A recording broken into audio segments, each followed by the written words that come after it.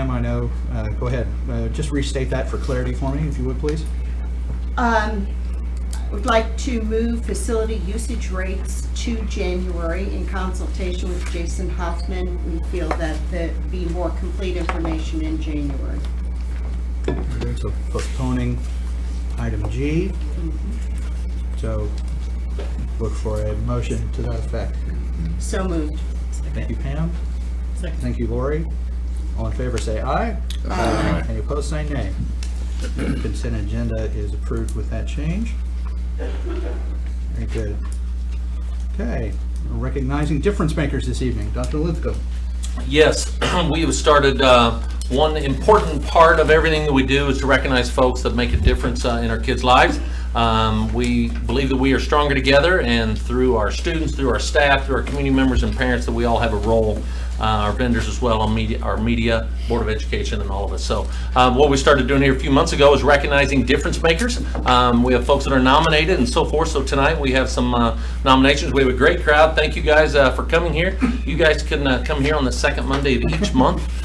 We'd love to have you. It is getting a little toasty in here, but that's all the warmth of the energy in here, warm fuzzies, right?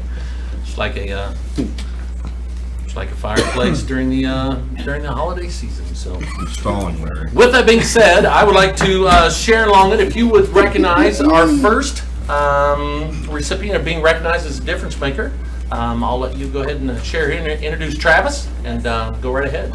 Yes, thank you again for allowing us to be here tonight. I'd like to introduce to Travis Plume. Those of you that don't know Travis, Travis is the guidance counselor at Nichols Career Center. It's his 5th year with us at the Career Center, but he's been in the district for 8th year in the district. He came across the street from the high school as a teacher into the counseling department. And Travis was recently recognized by the state as the State Career Services Professional of the Year by the state of Missouri through the ACTE organization, which is our career tech organization. So Travis is an integral part of our leadership team at Nichols, integral part of the student success that we have. Specifically, he's done a lot of work towards student internships, improved the numbers that we have going out working on the job site. He's done a tremendous job working with our end of course exams and improving our test rate, our student achievement. And he's recognized across the state, so we can't keep a good secret quiet around Nichols Career Center. The state has figured out what a great guy he is. So Travis, congratulations. We're very, very proud of you.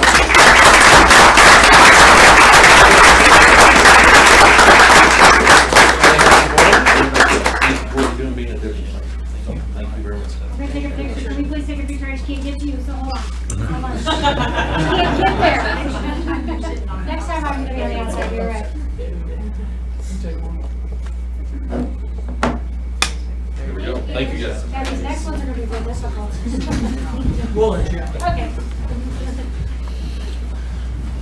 The next one, Brenda Hatfield, if you would come, recognize our partners of honoring our veterans and their service. And so the floor is yours, Brenda. So wow, 18 schools did a tremendous number of things to honor veterans through assemblies, fundraising, classroom activities. We have direct support to the Honor Flight, Disabled American Veterans, Veterans Cemetery donations, you name it, our schools did it. And they did it through the entire month of November, and we are so very proud of them. We couldn't bring them all here, although it kind of feels like we did maybe. So we picked out a few just to give you a sense of what was happening at our various schools. So Lawson and North donated to the Honor Flight. Could Lawson and North stand? Their representatives for me. I'm gonna have you come up for a second. North raised $1,990 to support Honor Flight. Yay, North.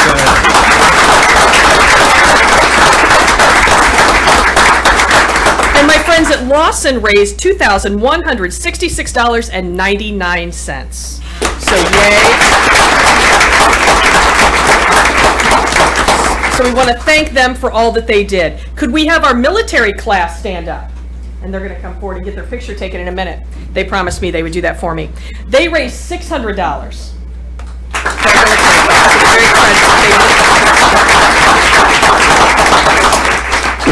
And then our high school student council folks, I think they're back over here. All right, those folks raised $1,500 to support our veterans.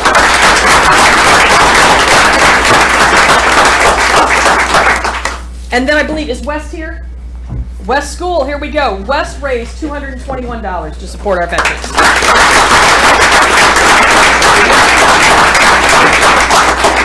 So we just want to give you a sampling of all the veterans work that happened. And that happened in classrooms, that happened in assemblies, you name it. These teachers, staff, and students did all they could to make sure that our students learn about veterans, understand the service, and did outstanding work and amazing amounts of fundraising. So Larry, I don't know how we're going to get a picture, but maybe we can shove them all up here real quick. What do you think? That'd be great. So if you were part of that, come right on up and we'll do a photo. Did I miss somebody? Nichols, oh, I'm sorry, Nichols Career Center, I'm sorry, it was Operation Bugle Boy, my Nichols Career Center Bugle Boy folks, raise your hands. See,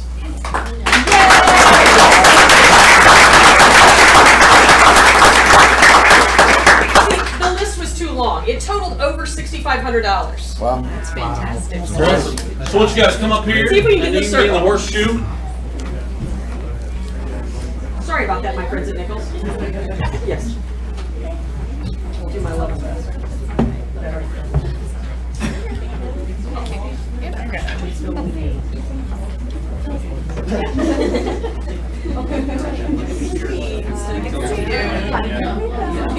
right, my friends. Okay, short people in front, Caitlin. Am I getting called out? If you can't see us, we can't see you. Good, here we go. 1, 2, 3. Difference makers! Yay!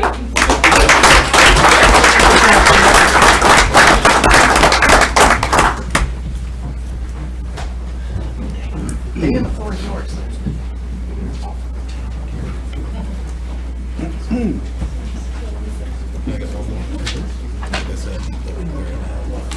Dana Gierhoff, if you would come forward and recognize our stewardship difference maker, if you would, please. The floor is yours. It is my pleasure to introduce the Stewardship Award to the Jeff City High School cafeteria team. I think they're kind of back here in the back. But our high school cafeteria, they prepare over 400 breakfasts and over 1,500 lunches each and every day. Most of them arrive at work by 6 a.m. and they are preparing meals and they're eating mid-morning so that they're ready to serve meals to our lunches to our high school cafeteria. But beyond that, a lot of them spend evening time working on banquets for different school activities. We had, just in November, they did the volleyball banquet and they did the track banquet. They also helped with the wrestling team's fundraiser events. And just this past Sunday, they catered the football banquet. So they put many hours in. They're a great team. They work well together to do what is necessary to provide nutrition meals to our students. So I'd like to recognize them and thank them for being a Jeff City Public School difference maker.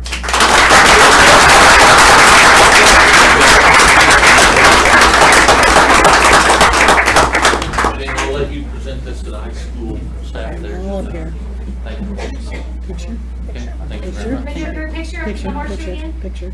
Okay, come on, folks. Oh, yeah.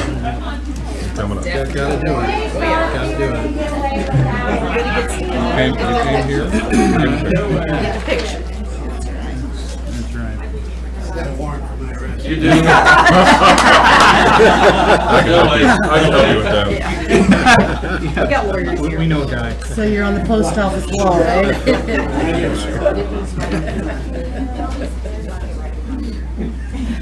Right next to my picture, I bet.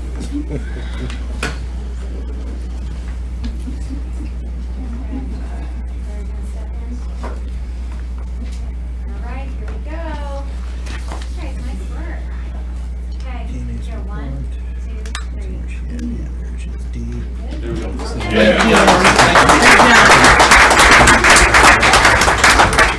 If I can have just one more minute. This is Penny. She's retiring after 31 years of service. December.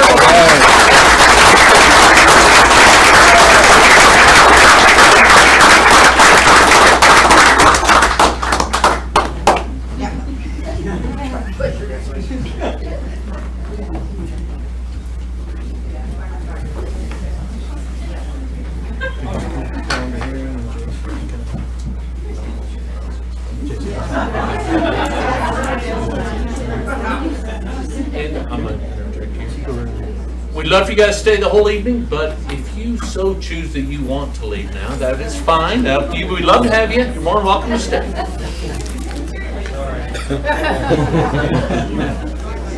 And well.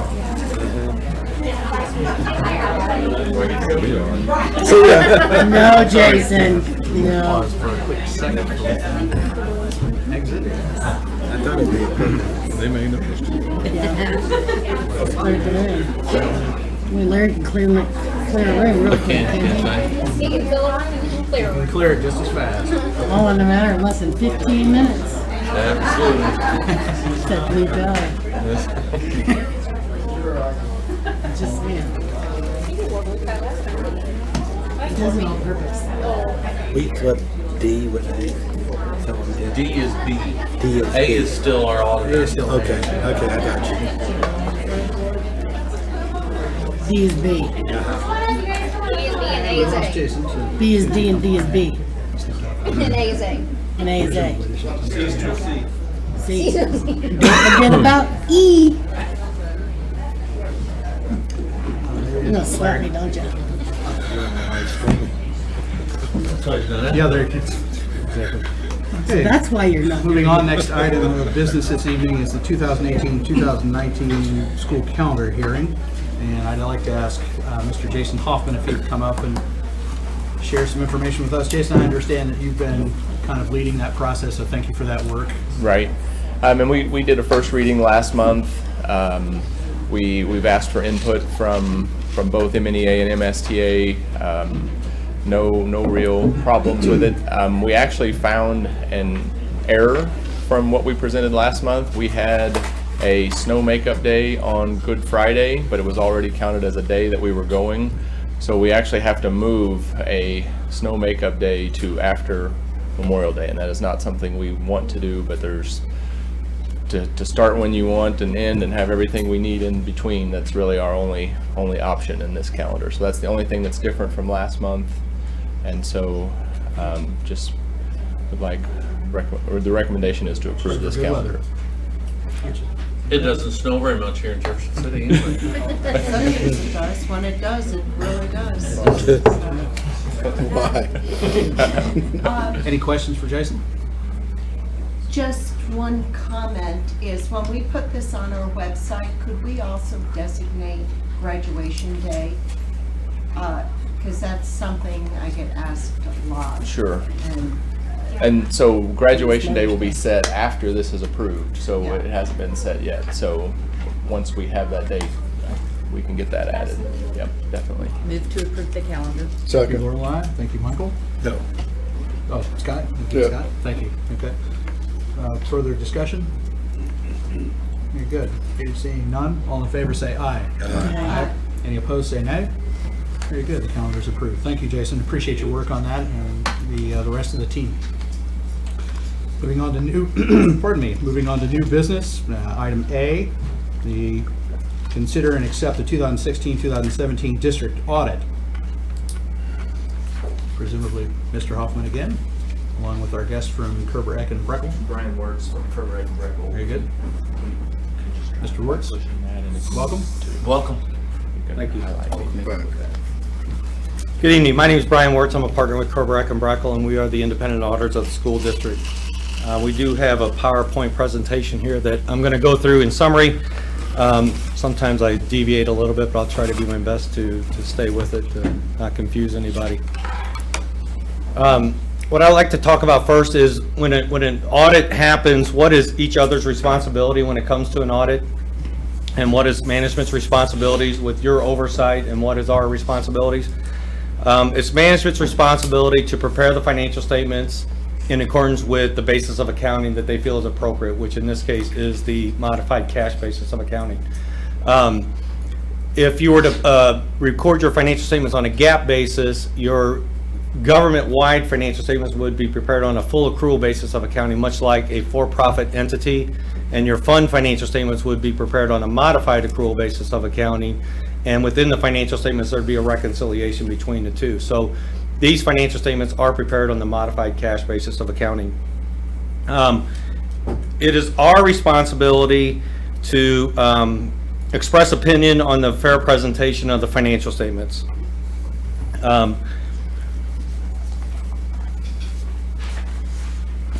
The objective of our audit is reasonable but not absolute assurance that the financial statements are free of material misstatement. And the reason that we say that is because we don't do 100% test of transactions. So therefore, we cannot give absolute assurance that there would not be a material misstatement. In planning and performing our audit, we're required to look at risk where we think that there are risks within the district that could lead to a material misstatement in the financial statements. We then determine audit procedures to address those risks, perform the audit procedures, and issue our opinion. In planning and performing the audit, we get an understanding of the internal controls of the district, but we do not give an opinion on the internal controls of the district. That's outside the scope of an audit. We do test internal controls as it relates to federal programs and compliance with those federal programs, but again, we do not give an opinion on those internal controls. We perform our audit in accordance with general accepted auditing standards, governmental auditing standards, and uniform guidance. Uniform guidance is A133 as it relates to federal programs. The audit report that we did issue on these financial statements is unmodified, which means based on our audit, we are not aware of any material misstatements and no modifications to the financial statements is required. There are three types of weaknesses in the internal control structure that might be required to be disclosed to the board. Control deficiency is an insignificant weakness in the internal control, and that's listed under other opportunities to strengthen internal controls or report to the Board of Education. The next is a significant deficiency, which is a weakness in the internal controls that could lead to material misstatement in the financial statements, and that's listed as segregation of duties and expenditure approvals. And then the last one is a material weakness, which is a significant deficiency that makes it reasonably possible that a material misstatement in the financial statements would exist and go undetected. And we did not report any material weaknesses. We also did not report any non-compliance with any laws, regulation, contracts, or grants as it relates to federal programs. The federal programs that we did test this year were the Child Nutrition Cluster, the Special Education Cluster, and the Title I Cluster. We're required to audit 75% of the expenditures of the federal program, so that got us our coverage. The report that we issued on major programs was again an unmodified opinion. And then internal controls as it relates to major programs, we would still have the three types of deficiencies. There were no material weaknesses noted, and we did have a significant deficiency, which is the expenditure approvals. And just because that happened with federal expenditures and non-federal expenditures, it's the same finding, but we have to list it twice because it did affect federal programs and financial statement findings. There were no items to report under the 2 CFR section 200.516. Also in our audit, we give an opinion as it relates to state compliance as budgetary and disbursement procedures, accurate disclosure of attendance records, and accurate disclosure of transportation records. We performed those procedures in accordance with attestation standards issued by the AICPA, and we gave an unmodified opinion on those compliance procedures as well. Things that we're required to disclose to you as a part of our audit: the significant accounting policies used to prepare the financial statements are Note 1 to the financial statements, which is significant accounting policies. And again, these financial statements are prepared on the modified cash basis of accounting. There were no changes in accounting policies from previous year. There were no transactions that lacked authoritative guidance or consensus. The financial statement disclosures are neutral, consistent, and clear. We encountered no difficulties in performing the audit, and we had no disagreements with management. As a part of our audit, there are three types of financial statements that we would accumulate. One is a clearly past adjustment immaterial to the financial statements, so we don't do anything with those. The next level would be a past adjustment that is not material to the financial statements, but it's within a level that a couple of those going the same way would require disclosure or an adjustment. And so we just track those throughout our audit. And then there's the last one, which is clearly a misstatement that we need to make, otherwise the financial statements would be misleading. We had no misstatements that were detected as a result of our audit. We do obtain a representation letter as a part of the engagement, and that letter is dated December the 5th, which is the date of our opinion of the financial statements. And that basically is a letter from management to us stating that they gave us all the information that we requested, answered our questions to the best of their ability, let us aware if there were any contingencies, commitments, or subsequent events. So any subsequent events or contingencies or commitments that would happen between June the 30th and the date we issued our report, or that they were ready to be issued, which is December the 5th, anything that happened in that period, we'd be required to review prior to issuing our financial statements and determine if there's an additional adjustment or disclosure that would need to be made. Anything after that date, we're not responsible for. If management had any other consultations with any other independent accountants throughout the year, we'd have to make you aware of that, and we're not aware of anything that would be required to be disclosed to you on that. We'd appreciate you choosing KEB as your independent auditors. I know this was our first year, and it was sort of a last-minute thing, and we appreciate you having the confidence in us to prepare your audit. If you have any questions, I'd be happy to try to answer. Questions for Mr. Wertz? I have one. On note 7, you talk about tax abatements. And let's see, you mentioned all the ones under Chapter 100. And then you talk about Chapter 353, which I presume is TIFs. It's enhanced enterprise zone. Enhanced Enterprise Zone.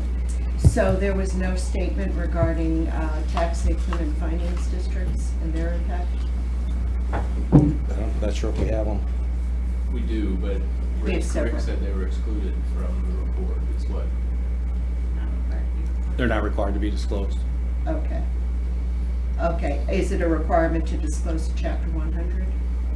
Yes. Okay. Okay.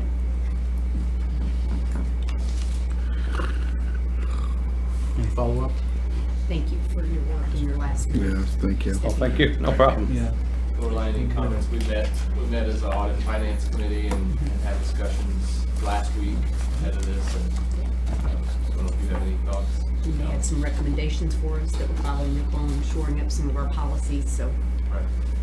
other than that, you know, I thought everything went well, from what I understand, from both sides. So thank you very much. Good. Thank you. Good. Well, Appreciate it. We appreciate your services, Mr. Wertz. And Thank you. Thank you, Lorelei, for serving as treasurer and chair of that process for the board.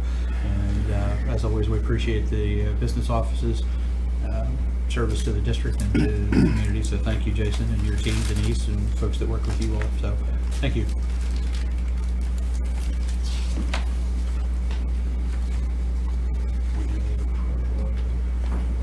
That's true. So we do need, did I hear it from you? Sure. Okay, so there's a motion for it to, motion for approval of the report as presented by Lori. Move to approve. Second? Second, thank you, Lorelei. Okay. Any additional discussion? All in favor, say aye.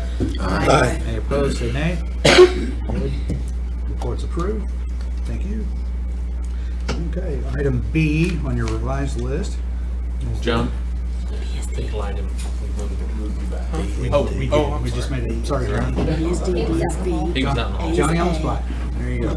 Yeah. Item B, schematic design of the current high school, Architects Alliance, DLR, and NAMPOLS. Yeah, Carrie Gamfer with Architects Alliance, if you would come and introduce folks here for the presentation with the design of the current high school and the schematic design. Sure. And the floor is yours, so welcome. Thank you, thank you. Tonight is the 100% schematic design report, and to get a few housekeeping items out of the way, Dr. Linthicum's always ribbing me on my personal style, but the hat is not a new style. I bumped my head, and so I've been wearing it just to see if I can get some more comments out of Dr. Linthicum. But I'm gonna turn it over to the schematic design folks that are leading that effort. But other things that are going on this week, we had an afternoon meeting this afternoon to just begin looking at potential interior finishes, both from a long-term maintenance and visual standpoint. We're not done with that. We just started those conversations this afternoon. Tomorrow, there's a conditional use permit with city planning and zoning, which is a requirement to build a school in any neighborhood. So our office and Central Missouri Professional Services will be attending that to answer any questions. We don't anticipate any problems with that. There have been no reports, no comments received to date from anyone in the neighborhood. And then Wednesday, we have a series of meetings at the high school with faculty and staff to continue refinement of the floor plan and equipment requirements inside the existing high school and Nichols Career Center. So we'll be running several meetings, and I want to thank Gary and Brian for setting those up, as well as Jason and Dr. Linthicum for helping us with all those meetings. So those will be happening on Wednesday. With us tonight, starting with Nabholz, Michael Feemster is leading the Nabholz construction management effort. With him is, in the corner, is Preston Moray, M-O-O-R-E, Moray, that's what he says. He's leading the pre-construction review of the documents. And then Mitchell Fimler, who is relocating to the area along with one or two other people from Nabholz, because they will be working full-time here on the project. I think he's the first one to move. But having said that, I'd like to turn it over to DLR along with ACI, our partner, our architectural partners, but Amber Beverlin and Craig Sarek are going to present the 100% schematic design report. So of the folks here, there should be all the disciplines covered to either answer your questions, or we can certainly get you the answer if you have any questions. Thank you. Gary. Is this better with the light off, or does it matter? That's probably better, yeah. So thanks, it's a pleasure to be here with you tonight. We're going to review the 100% schematic documents for the current high school in Jeff City.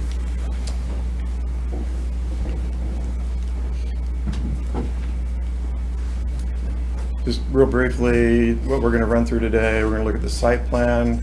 We'll take a look, kind of an interactive look at the floor plans, that in conjunction with some three-dimensional views that have been generated. We have a video that's a fly-through of the current school. And then at the end, if we have enough time, we have another visual virtual reality experience that we brought goggles for. You can use your phones and download that to view. So starting out with the site plan, and let me just say this, when we look at the floor plans will actually be turned from this view, so it's a different orientation. We have, this is not going to show up very well, but on the, along Union Street, have the parent, it's we have the parent drop-off area along Union Street here. Cars will come along this way and you can unload. You'll see when we get into the three-dimensional views that there is an elevator here and some stairs that connect. The white portions of the building are the new construction. The gray areas are the existing to be renovated. So in addition to this connecting link, we labeled J. Let me get my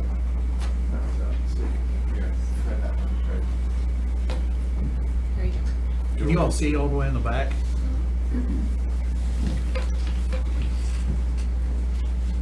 There we go.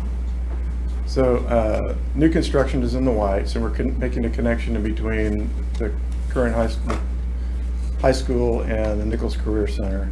And then in the courtyard, we're introducing some classrooms at the ground level and a stair that connects the ground level to the next level up, which is the commons level. On the north side, we're providing for bus drop-off and a more ceremonial entrance from the parking area. Over here toward Lafayette Street off of Jayette, there will be an elevator that's built here that'll connect the lower floor and the exterior to the second floor above. Then you would transfer over to the existing, get all kinds of good stuff. Where's the, oh, that does work good. Okay. So this elevator will connect then to the next floor up. I need another hand up, right? So just a quick reminder of what we're trying to accomplish here. Step one is really to connect the Nichols building with the existing high school. Step two then was to introduce centralized social commons and media center. Third step then is to build this storm shelter auxiliary gymnasium out in front of the current gymnasium. The fourth step is to solve circulation issues, so both vertical and horizontal. So you'll see as we go through a number of different ways we're trying to ease the congestion inside the building. Step 5 is making a connection to the exterior to really make you feel part of the site, part of the environment up there. And step 6 then is to renovate the balance of Nichols and the existing high school. We're going to go through all the plans now. So we're starting at the lowest level and we're going to move our way up. So this being level 00, current art classrooms are then going to be renovated into science classrooms, which will support the science labs. The red area is identified as admin, but we're introducing some teacher workspaces throughout the building. So you'll see these scattered throughout the small learning communities. That's what those represent. So you see the makeup of the classrooms in the admin area here. Next, we're blowing up the area of what is the little theater now, and that will be reconfigured into a black box theater, which will be similar to what we are proposing at the new high school. And if you look at the arrows that are indicated on the plan, those are going to indicate the areas that we're looking at. Number 1 being the view inside the black box, and number 2 being the view inside the lobby area. So this just kind of gives you an idea of the feel that we have with the black box theater. We're actually filling in the floor of the little theater that will allow us to be at the same level from the existing foyer level, which is out here, and connect directly to the stage level over here. That also helps us to eliminate all the ADA accessible issues that we have in that space now. And it provides a more flexible environment. The seating will be movable, so you can create any kind of arrangement you want. The stage will be movable, lighting can be exchanged and rearranged, so it really becomes a lot more flexible, a lot more use that you can do in that space. Next view is the interior perspective of that outside foyer. So just cleaning it up, providing a fresher look, and tying it into what we have in the black box. All of the ceilings in those areas will be removed because of the asbestos that's there now. So we're coming back with new ceilings, new lighting. Next, we're going to move up to the level 1, which is actually the ground level of the courtyard. So we're going to zoom in on that, and this starts to introduce the learning communities. So we have the makeup of classrooms around the courtyard. These are the 3 classrooms that we've introduced at the courtyard level, and then another collaboration area in the darker blue. The green spaces are representing the practical arts that are components of the learning communities. At this level, we're also bringing 4 classrooms into the mix, which will support the learning communities. And then across the top, we have the science laboratories, and then another administrative space. So we're trying to energize this courtyard, allow some interaction, more even circulation, but just interaction between the collaborative environments, and giving that just a new look and a new feel. And so we're going to take a couple looks. The first one is at this new stair that I talked about before that connects this level with the next level above. And then the second view is from the north, basically looking back into the courtyard. So this is that first view looking north. This is the stair connecting up to the commons, the classroom right below that stair. And then looking from the other direction, these are the new classrooms over to your. There is a outdoor deck area above those classrooms that will be able to access directly off of the cafeteria commons, and then the stairs that come down and go back to what was formerly your main entrance to the high school. Next, we're looking at the area just south of that, so it's the band areas, the new gymnasium, which is also the storm shelter, renovation of the existing lockers at that level, and introduction of new lockers to support the auxiliary gymnasium. The view then is going to be actually cutting away the facade of the auxiliary gymnasium, looking inside of that. So it gives you an idea of how those floors start to connect, and this is actually one level down from the current gymnasium. So to the left here, you'll start to see how those levels connect. There's an elevator right at this location, and then stairs that connect those levels as well. Level up, we're one level above the courtyard. We're at the existing entrance level where the current admin is and the cafeteria commons. So blowing up on that area around the courtyard. Again, we have a small learning community. The area two levels above the black box now is the art classrooms. We've introduced another admin space here. Some of the sped are brought in, and another level of science laboratories above the ones directly below. And then the commons that's been expanded. We've taken some of the administrative area and relocated it into the new construction to provide some relief to the eating area within the commons. And so first we're going to take a look across the corridor here, learning community, start to show you what that ideas of what we're the second view again at that stairway at the courtyard, and the third view then is looking into the commons. So this is at the learning community. We're suggesting a connection to the level above. Always two SLCs going to.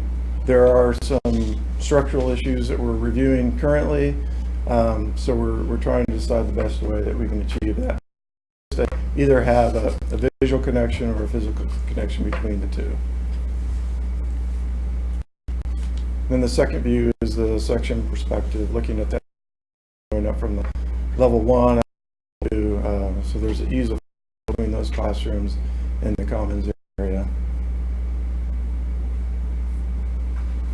Next view then is within the cafeteria commons. So rearrangement of the seating. We removed the asbestos ceiling, or the lay-in ceiling that's protecting the asbestos ceiling, providing new light, creating a stronger connection to that courtyard. And then right outside of that glass corner now then is access to the exterior court, or the exterior patio area. Next view then is the connecting addition in the current high school. In the orange here, we have the media center, the admin, currently where it is, with a portion of it removed for the commons and then relocated into the new construction, and then some additional administrative supporting Nichols Career. A couple of views, the first one inside the media center, and the second one is just outside, looking at the entrance from the south. So the first view then is showing that two-story connecting link. The view within the media center. We've got some support spaces, breakout spaces just to the north of these areas, some more casual seating, and we'll develop that further as we get into developing the interiors package for this. Then the next view here, which you see as you come up to the top of the steps inside, you're outside of the gymnasium. And so you're looking through directly on the right hand side, directly across from this entrance is the entrance that you arrive from the north. the bus drop-off. You start to see the hint of a vertical element here. It is kind of the center of all the action within the school, both circulation and visually from the exterior, and then development of a courtyard outside.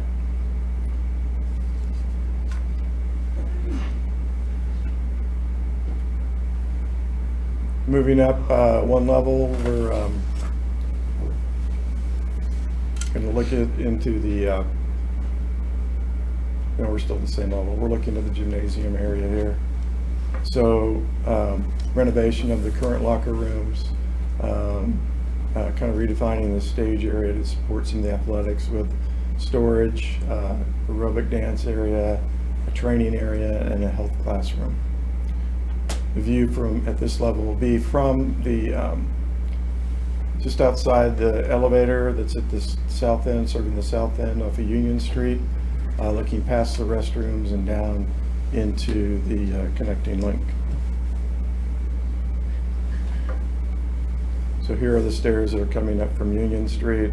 Same thing happening outside, and those meeting at the same level. And then directly in front is that entrance from the north side. Just where this brick area is the entrance to the current competition gymnasium. At that level over on the Nichols side, then we'll look at that area. Really just kind of a reconfiguration of some of the classrooms there. We'll have another small learning community here. A new admin area off the secure entrance that will be accessed from the lower parking lot.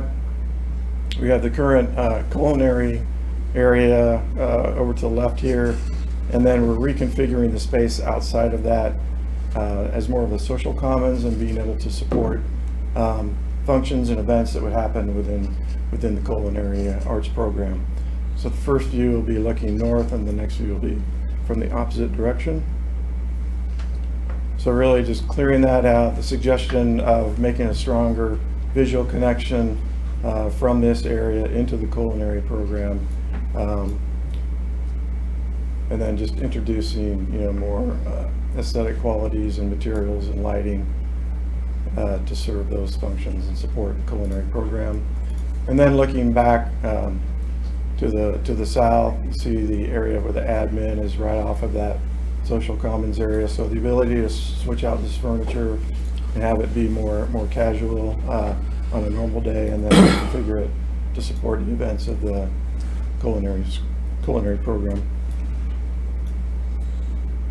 And then moving up to the next level, the top level of the existing high school, the current high school, we have another small learning community, and there's that stair that connects that with the level below. So that view, looking into two collaborative areas across from each other, and the suggestion of that connection to the floor below, in this case being stairs that go down to make that connection.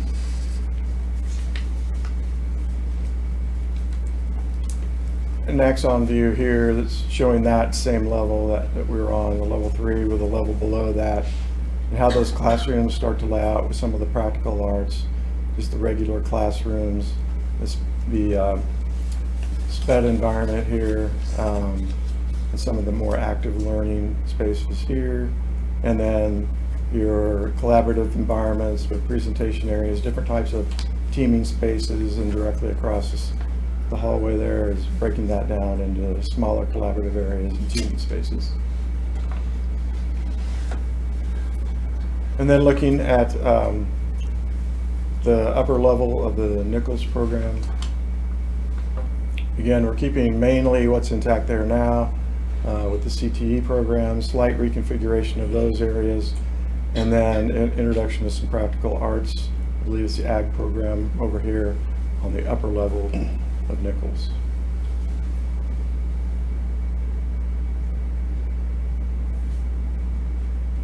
So that upper level that connects Nichols and looks out over the media center to the south, the football field, track, or down below. And then this becomes more of a social commons area here. Over to the right will be where the technology center is in the current high school. And then we've got a 3D fly-through. Do you want to, are there any questions you have now before we switch to the fly-through or video? I have a couple of questions. Sure. First, in the high school, you talked about structural issues you're working through. Yeah, it's just, we're creating an opening in the floor. So we have to analyze the current structure. It's not, it shouldn't refer to as a structural issue. It's just dealing with the existing structure and how we can best and most economically accommodate what we want to in that building and not disturb the existing structure in a way that'd be detrimental. Okay, so it's nothing to do with the borings and Correct. the weight. Correct. Okay. The asbestos work in the 2 areas you identified, I presume that's going to be timed, so it'll be done over the summer or something to absolutely minimize the number of people in the area, Absolutely. not just the work Yes. site. And the last one, I have 2 questions about Nichols. I saw that you had changes down in culinary. What wasn't clear to me was, is there still going to be good access to the loading dock for food deliveries and Yeah, stuff like that will remain unchanged. Okay, then on the upstairs, like where you have the automotive and welding, those programs, there were no significant changes? There's some slight reconfigurations, getting access from that main corridor that runs east and west out to some of the dock area back behind there. But really, that's the extent, and I believe there's another classroom that's introduced. And that's still, we have a meeting set for Wednesday to discuss those Nichols reconfigurations as well. So that's, we've got our first pass at what we have interpreted from the comments we've got, and we're gonna verify that this coming Tuesday or Okay, Wednesday. because it's my understanding that we could use more spaces. And then the other issue is storage. Like currently, our sheet metal and stuff is stored outside. Ideally, when going through a significant renovation like this, I'd like to see all that We- better. Climate We do a lot of good things. It's hard to create new space. We'll try to be as creative as we can in providing storage solutions that work in those spaces. Okay, thank you. Any other questions? Fire up the question from the floor. Sure. Yeah, my name is Jeff Holton. I have kind of been advocating for solar both on the existing high school and the new one. Or if you've done any design work to support that? Solar and PV? Yes. There has not been any infrastructure talked about at this point. It's not within the current budget. That would have to be a separate project with separate funding. I don't know if you guys have explored any of those options from a performance-based standpoint or have a feasibility done, but that's currently not part of our work.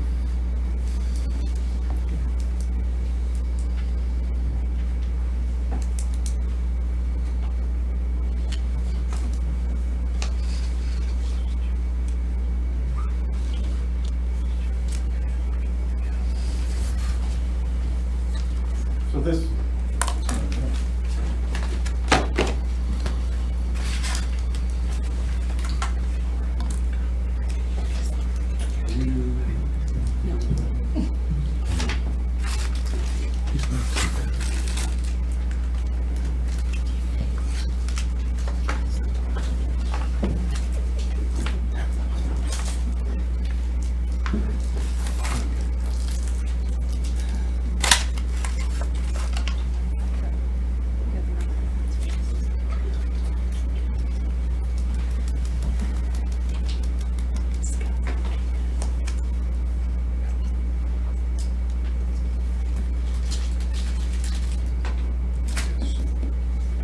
okay, sorry about that.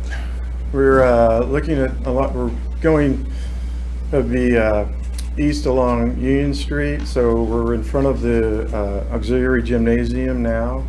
The overhang then for protection as people arrive from being dropped off at the parent drop-off. We're approaching the vestibule at the lower level now. Off to your right would be the elevator, just as you come inside the vestibule, that connects that level with the 2 levels above it. And then we start to go up the stairs here to the level above. This next level is the auxiliary gymnasium. There are restrooms just to your right, and just down to that corridor is access to the auxiliary gymnasium. And then coming up to the next level, we're at the main level or the level of the current gymnasium. There's another set of restrooms behind you.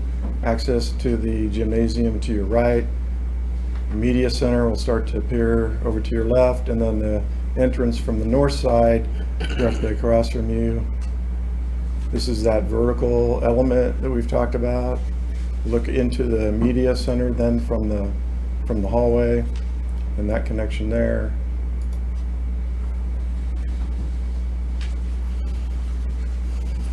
Start to see, we're suggesting an acoustical treatment in that area due to the volume and the use of that space. We're not set on the final solution yet, but we're exploring options on that. More of a social commons area just outside of the media center. And then this new connection, connecting stair to relieve some of the pressure from the traffic that goes from the current high school over to Nichols.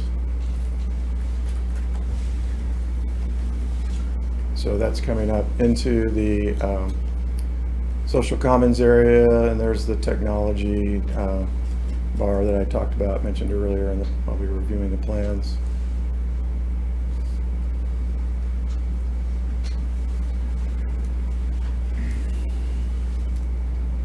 So then this is looking out over the football field and into the plaza down, that new plaza created to the south. Start to see the barrel vault of the cafeteria commons from this level now.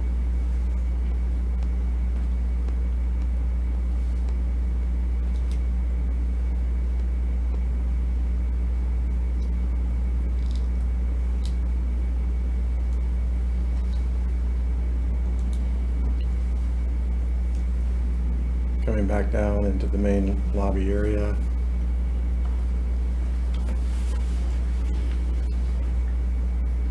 Looking at introduction of an SRO officer at the main entrance, kind of in between the two entrances.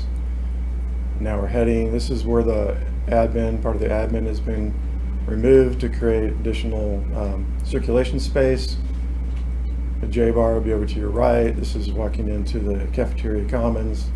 So expanding that out into that existing admin area, introduction of a variation of seating elements within that space, kind of a refresh of materials and finishes in there, new lighting, creating some interest with the existing barrel vault, taking advantage of the structure that's there. And then as you come out, you'll see that outdoor deck that's on top of the classrooms that are introduced into the courtyard.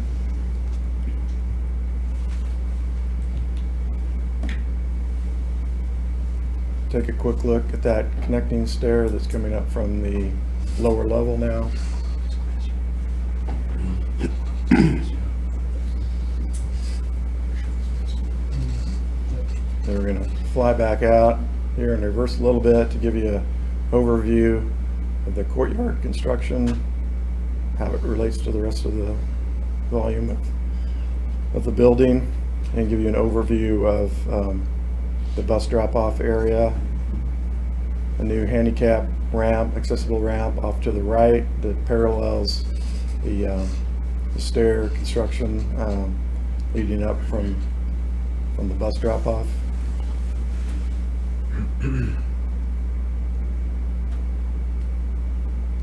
As you begin to see on your right some of the admin spaces that were introduced throughout the relocation.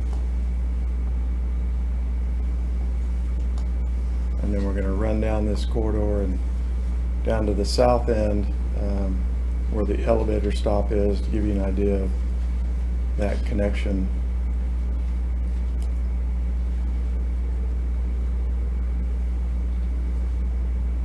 Restroom is just to your left, and now the elevator to your left.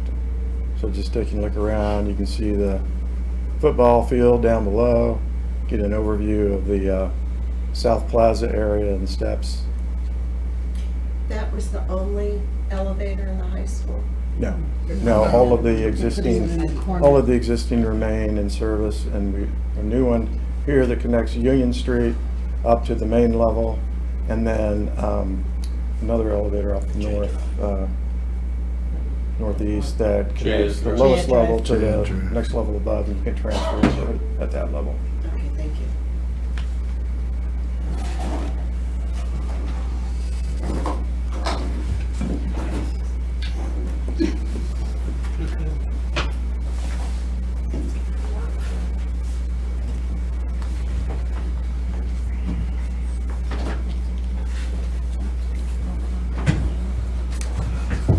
All right, so next, we have the virtual reality experience. You want to take a few minutes to go through this? I think it'd be great if the board would like to do that, absolutely. Okay. We've got some glasses here, if you'll Please so. pull out your phones. We've got a barcode here. I don't know if you still have the app from the new high school VR experience. Didn't know, or I would have brought mine. And if anybody else wants to do this, you can download the app. It's called Qbity. And then come closer and you can snap the QR code from here. And there's an option that when you go into the view mode to not use your viewing goggles. So if you don't like the cardboard in front of your face, we can show you how to do that as well. The comment from the floor regarding solar, there were two places I thought would be really smart to use it, and that's on the entrance stairwells, and using solar to heat the concrete, at least on the pathways going in. You've got two major areas that require stairwells, and it's often overlooked how much maintenance that requires to use salt to keep those areas even from icing up. Yeah. It might be something in the future to think about, but obviously doing it, putting the piping in before is the key. Right. I will add to that and say that we have the new connecting link, and we have the new stairway. The new, sometimes introducing new loads like that will cause changes in the structural. Yeah. Structure of the building, so we have to accommodate that, which is easier to do in new construction than it is in existing. So if that's something we want to explore, we need to know soon so that we can add that. Thank you very much. No, I see that in new buildings. Mine came right up. They miss that part, where everybody's funneling in through the building. And then they have to realize that they're walking through all that salt and all the mess that goes into the building. Well, we try to accommodate that with the interior exterior stair. And elevator, so you have a parallel experience from the south side. So you have the option of inside or outside. From the north, we didn't, it's less of an incline, and we've got an overhang to a certain extent, but we still got budget and everything else to consider. And I've seen those projects where you come back and try to do it after the You building's can do done. that after the fact. Yeah, but they become cost prohibitive. Structure, right. Yeah, you're right.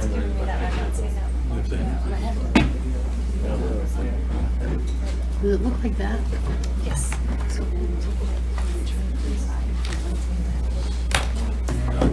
Members are away.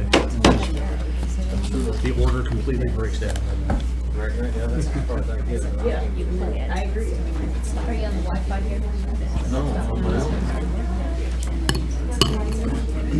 Great. Good. Let's look at here, I think.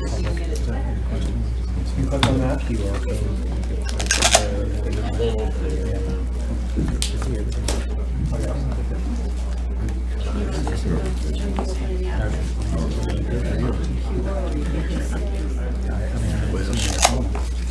It recognizes it there. Oh, you don't have the app. I can see. Yeah, it says there. Open it, yeah, it says there. Oh, yeah, you're good. What? Somebody do a solar for water heaters. It's downloading.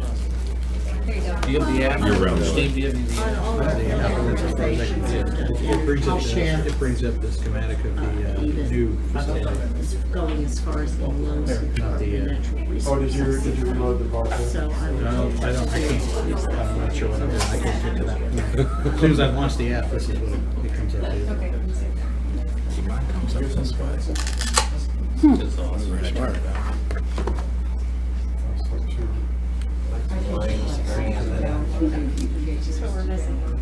I didn't have to. I came right out. We've got one here to operate without the goggles. If you want to take a look at that, just tap the screen if you want to go to the next view. And you can move, as you move the screen, it'll show you, give you a different perspective on it.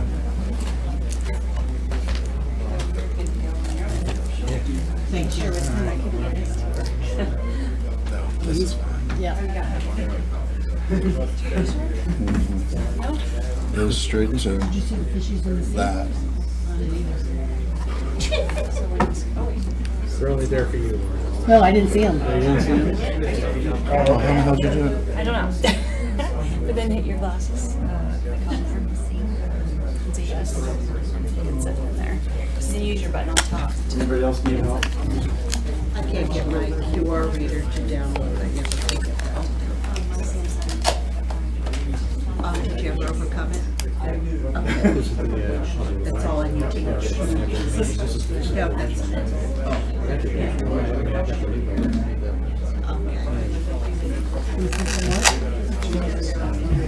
I know. How about my invoice? Yep. Okay, all right, okay, get that. Okay. You guys have anything else on here? First, we see any questions.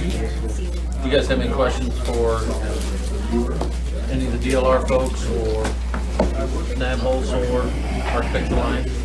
Anything additional? That's like I said, that's what I wanted to home. Give us a So why does mine keep going back to that? Wednesday goes with Nichols. Let me pull that back up for Mine you. now for 4 years. Gary has had many conversations with them, and I You might think need to step up a little bit. So you mind the split screen? There you Because I think you're exactly like that right there. I'm not gonna call him And here. then your I play. encourage you to, I'll ask for an update on Wednesday, but I'll encourage you to have a quick conversation, because he's, I think, Did you just wake up? I think he would say. No. I'm going away. 80% of people there are The noise. 2% are flat. If it's the 2% in that row, Well, Yeah, it sounds like, yeah, I think we can probably visit Gary and get a little bit more information, but always, certainly won't be the last, won't be the, just the first update won't be the last, so I'm sure we'll have some additional refined info as those meetings continue to move forward. we do need to approve the schematic design here. You guys have any more questions for any of our architecture folks? I believe they're like, approval here for the schematic design. Is that correct, Jason and Carrie asking for approval of the schematic design at the current high school? Is that correct? Amber? well, I have reservations. board approval for this? It's just a presentation, right? Just a presentation. Okay. Sounds good. That's okay. Sounds I good. didn't think it was national. Moving the design development will include a lot more engineering systems and support systems of the budget. Okay, sounds good, thank you. Well, thank you guys. We appreciate the presentation this evening. One thing that I think you mentioned that is, it's an important theme that I know this board doesn't want to lose sight of, and I know you guys won't either, is you mentioned when you were presenting earlier is that, or Carrie mentioned it, that you all have been meeting with groups of staff members, teachers, folks that utilize the building every day, students.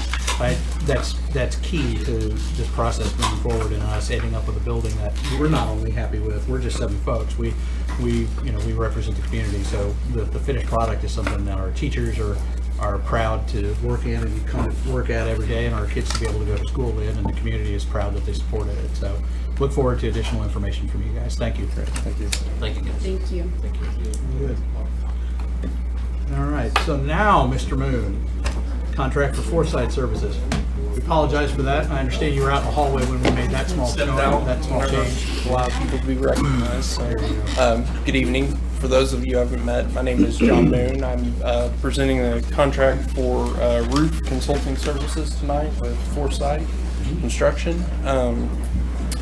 Bob apologizes he couldn't be here tonight, but he's out of the office sick today. So this is on page 168. There's a outline.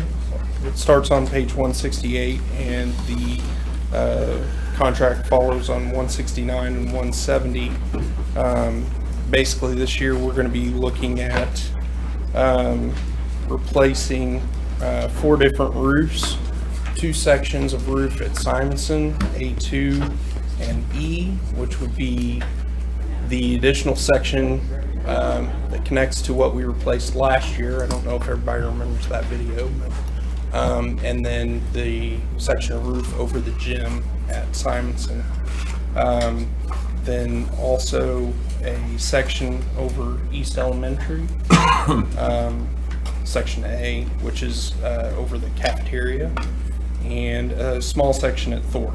So I will say that the verbiage on page 170 has been revised per previous comments. I think Pam had some concerns over some of the verbiage that was in that in the past, so we've made sure that that's been incorporated into this contract.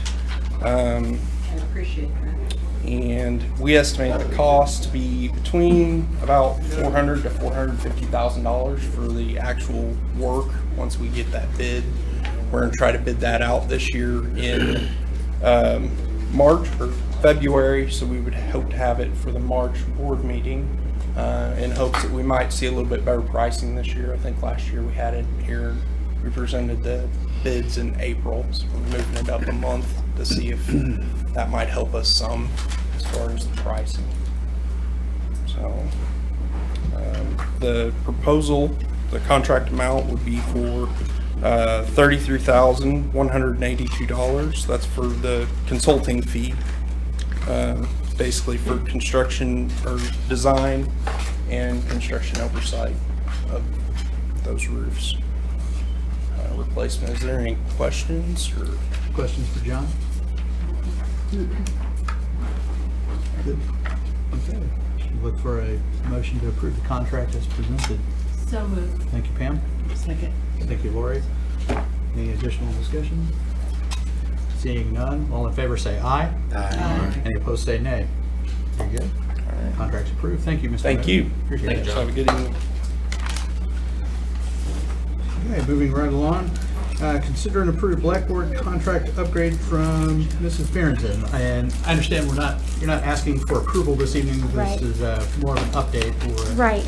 It isn't in your packets. Thank you, Steve. I shared with you a proposed upgrade in moving us from a myriad of 3 different providers to a single provider for our content management. But instead of asking for approval tonight, I'm leaving it with you for consideration, and here's why. In talking with my colleagues this morning, we decided now it's time to step back. I don't think a communications audit, not about messaging per se or content, but the methods and platforms in which we deliver messages across the district, I don't think that's been audited or looked at. So it's time for us to step back, take a look, and look at our strategy as a whole. There's a different platform and an online strategy and analysis program that will give us quantitative and unbiased data and feedback. It's not a survey that would come from Larry or myself. It would be coming from a third party, asking 3 different, our key stakeholder groups, our parents and families, our staff, and our community, how effective or not is the delivery of said communications from the district. And not just, it takes that guesswork out of how effective we are in delivering messages, but then also allows our stakeholders to tell us how they prefer to receive the information. So while our website and content management system does stand to be improved, how do we know what's the effectiveness and what's that return on that investment. How many people are actually using the website to get that information? It gives us an opportunity to quantify that. If website is their go-to, is it social media, is it direct mass notifications? So I think that's what I would propose tonight. If you'll give us a chance to step back, ask some questions before we then take that next step to expend monies, possibly on a communication platform or enhancement that is not what our stakeholders are using. Makes sense. Questions for Amy? Do we have I've got a couple. Do we have a plan that we're working on in general to cultivate information from parents and patrons, stakeholders, parents, patrons, students, in terms of, how they interact with the current website, things of that nature? And I probably didn't say it as clearly, but that's exactly what, and it's a school communication performance evaluation, and it will be built, that evaluation will be built specifically to parents. We'll ask parents, how are you receiving information, not just from the district, but from your school? And then similar format, but probably different questions going specifically to our staff. Yes, Steve, and then back to the community as well. So we'll ask those questions and find out how you're getting the information, what's working for you, and then how do you prefer to receive your information? Because I have a feeling we're doing a lot of push of information, but we're not pulling to get that feedback and answers to some of the questions we need. Does that answer your question?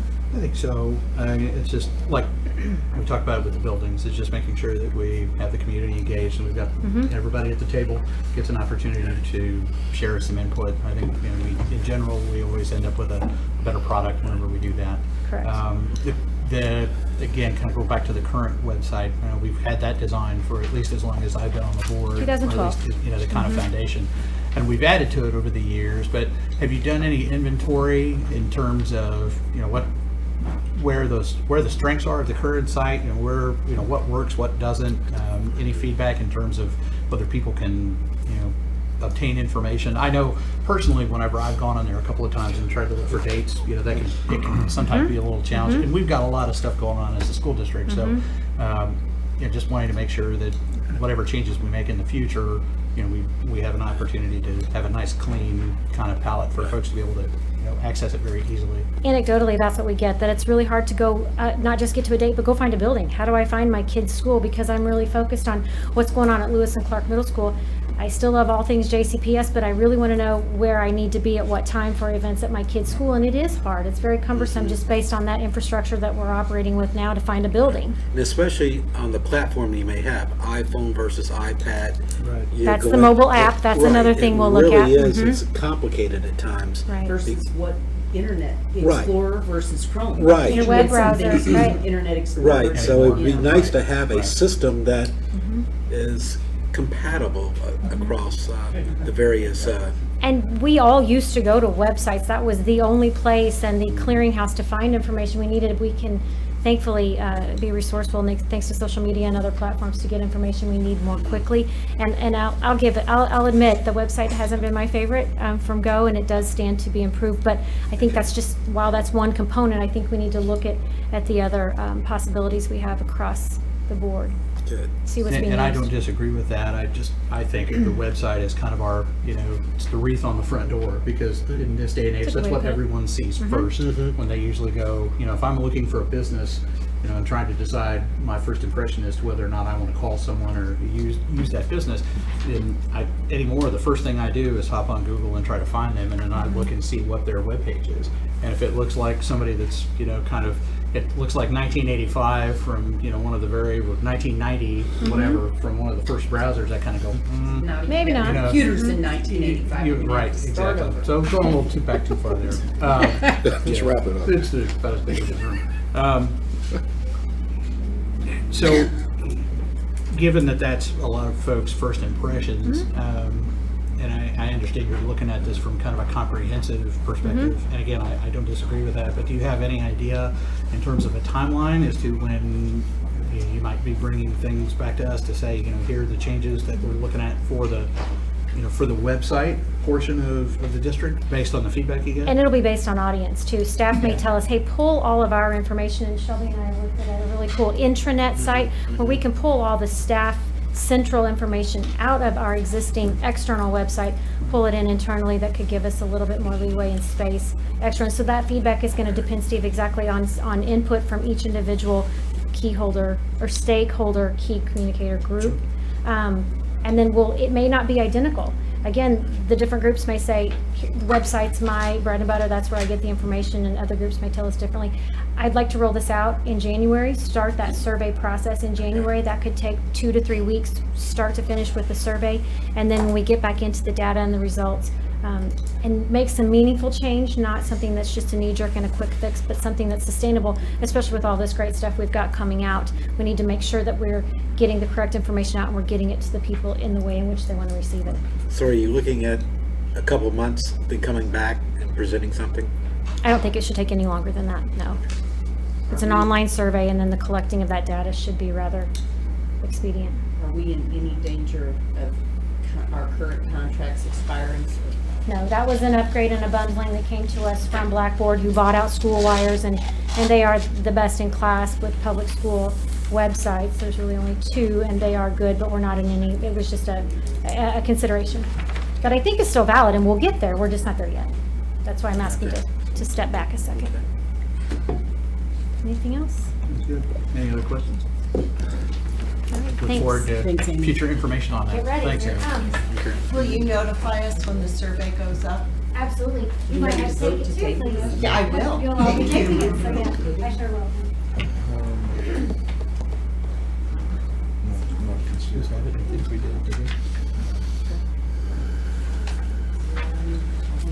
Al Gore and I built the internet in the 80s. Well, that's why I went You, back to Al farm. Gore Yeah. built the internet in the 80s.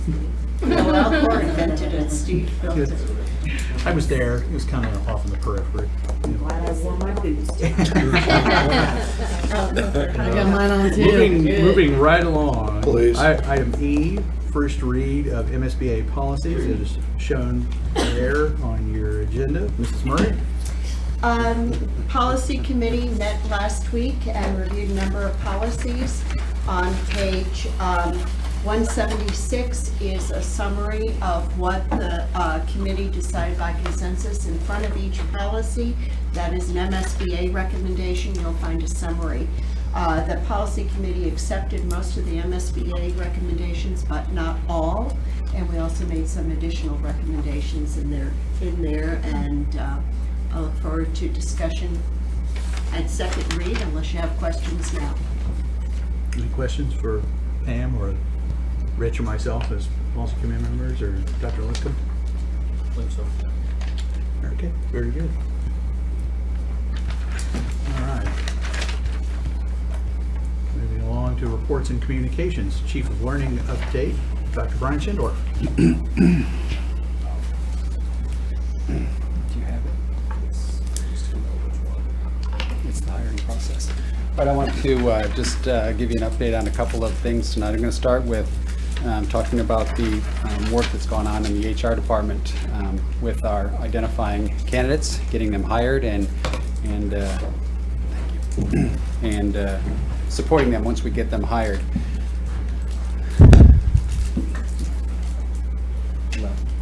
You're right, my left. So I'm going to start with this, and this is not just a fancy statement to make. We put this up there because one of the things that we've looked at when Dr. Lipscomb's been talking about our goal of stretch goal of having 100% of kids reading on grade level, we started looking at schools and districts that have made significant progress. We started looking at the 90-90-90 schools, which are schools in a national study that showed some pretty significant progress in times of in difficult circumstances. And one of the major findings that came out of that national report was that when they looked at all of the successful buildings across the nation, they couldn't find any proprietary resources that they could say made the difference. So in other words, they came back and said we couldn't find that it was a product that universally did it. It wasn't a book or a box of stuff. What it was the people. It was the people involved. Now the people had the stuff, but it was the behavior of the adults with the stuff that they had. And so to us, it's we need to take that serious. If the people are the most critical piece to success, then we need to ensure that we are locating the most successful people, getting them hired, and retaining them once we get them here. And so there's been a considerable amount of work that's taken place in the HR department, partly with Brenda. She's been working a lot with Shelby, but the two of them have put together a lot of product and processes in place to help us accomplish our goal. And so we just want to share that, a little bit of the progress that's happened out of HR. And so if no one has said this to you lately, we just say that you made an awesome decision when you hired this lady right here, Shelby Scarborough. She is on it and making a lot of progress. We want to share a little bit of that with you. So in terms of recruiting, we know that we need to get better in terms of getting our message out there and identifying the right people and getting into the right places. And so here are some of the things that we're doing. One, first, we realize that if we're going to attract people to Jeff City, we need to create an environment that they want to be part of. And so we're working very hard. Part of that work is identifying what the top 10 reasons are for working in Jeff City Public Schools, and we can use it as a communication tool. And so that work has already begun. Working on some strategic advertising, and so we're going to use whatever methods we can, whether that's newspaper or media or word of mouth in terms of being at events. We're working on advertisement pieces. Promoting the our system in multiple arenas. So we haven't done a real great job of being involved in terms of the job fairs and the universities when they offer the events. And so one of the things that Shelby's been working with is communicating a lot with the surrounding universities, getting involved, identifying opportunities that our staff can go there and be present and be part of their, not just their job fairs and events, but building a partnership and a relationship to where we can begin getting more student teachers on our side into our system, so we can use it as part of our grow our own system, but also to have a relationship with them so that we can maintain that ongoing communication with multiple universities, not just specific ones. And so we realize that one person can't do that, one person can't be there, so she's working on developing a team that we can make sure that the team has the same message, the right thing, the right promotional tools, so when we go out and do the promoting, we're all sending the same message and we're all looking for the same thing. So we're looking to maintain strong partnerships with the PEP program. So because our goal is to have a diversified staff that mirrors our student population. So we believe that the processes that Shelby's been developing is going to help us get out into more arenas, build stronger relationships, get those people into our organizations sooner, and hopefully onboard them. So looking forward to that. So one of the things that we've been focusing on when Brenda and I went out, we met with all the hiring managers and the building principals. What can we do to streamline our processes so that we make our hiring practices better and consistent? And so we have streamlined a lot of those processes to make things easier for not only our applicants, but the people that are actually doing the hiring. So some of the things that we've done, and we've listened to people, which I think is important because the message that we want to send is that we're serving people. Ultimately, we're serving our students to make sure we have the best people in as our teachers, as our kitchen workers, our administrators, all of our support staff. So we simplified our application. It was kind of a cumbersome, those of you that have applied for a job. So we've taken some of the steps out, focused on the things that we felt as hiring managers, what they wanted to identify when they were screening applicants. And then the whole process itself, we are modeling it with the hiring of the principal for the second high school, is to be transparent with our timelines. We're posting it for a month. We're going to leave it open so that people have plenty of time to do a good job with the application process, then have some time to screen, have a window for interviews, and then hopefully have someone to bring to the board in the February board meeting. So we feel by being open and transparent about the timeline, people know that, okay, we need business and we're going to try to hold true to our timeline. We've also created job aids. This was something when Brenda and I went through and met with the principals and the hiring managers, we were all over the place. And so consistency is a message that we want to send. So we created job aids, everything from interview questions, scoring rubrics for the interviews, summaries after you conduct an interview. If Dr. Schindorf is the person we select, this was why. These were the key things that made him the top candidate. We decreased the amount of steps in recruit and hire workflow, and that's basically our online system. So if we were going to hire someone, there were a lot of steps, and it went through a lot of different people. And unfortunately, those steps sometimes replaced crucial conversations that needed to take place about a particular hire or the specifics about a hire. So we've decreased the number of steps in hopes of increasing communication in the beginning so that we don't need so many steps throughout the process. And one thing that we've explored is the use of an online screening tool. And this is popular in the business world, where usually they'll do risk assessments to determine the risk factor of an employee. Well, this company that we use for all of our online hiring management has developed an online screening tool for educators. So right now there's one for teachers and principals, and then support staff is going to launch in January. And we've experimented with this a little bit, but it basically covers some areas that you can't see in an interview, or they're not going to be reflective in an application. So when we, as I mentioned, when we were visiting with different principals and hiring managers, we heard the same message over and over and over again, is to simplify the process so it can be followed by everyone consistently. So it doesn't matter who's doing the hiring, we're all going to follow the same steps. And so we're working on our workflow so everyone can follow one page, just exactly what they're supposed to do.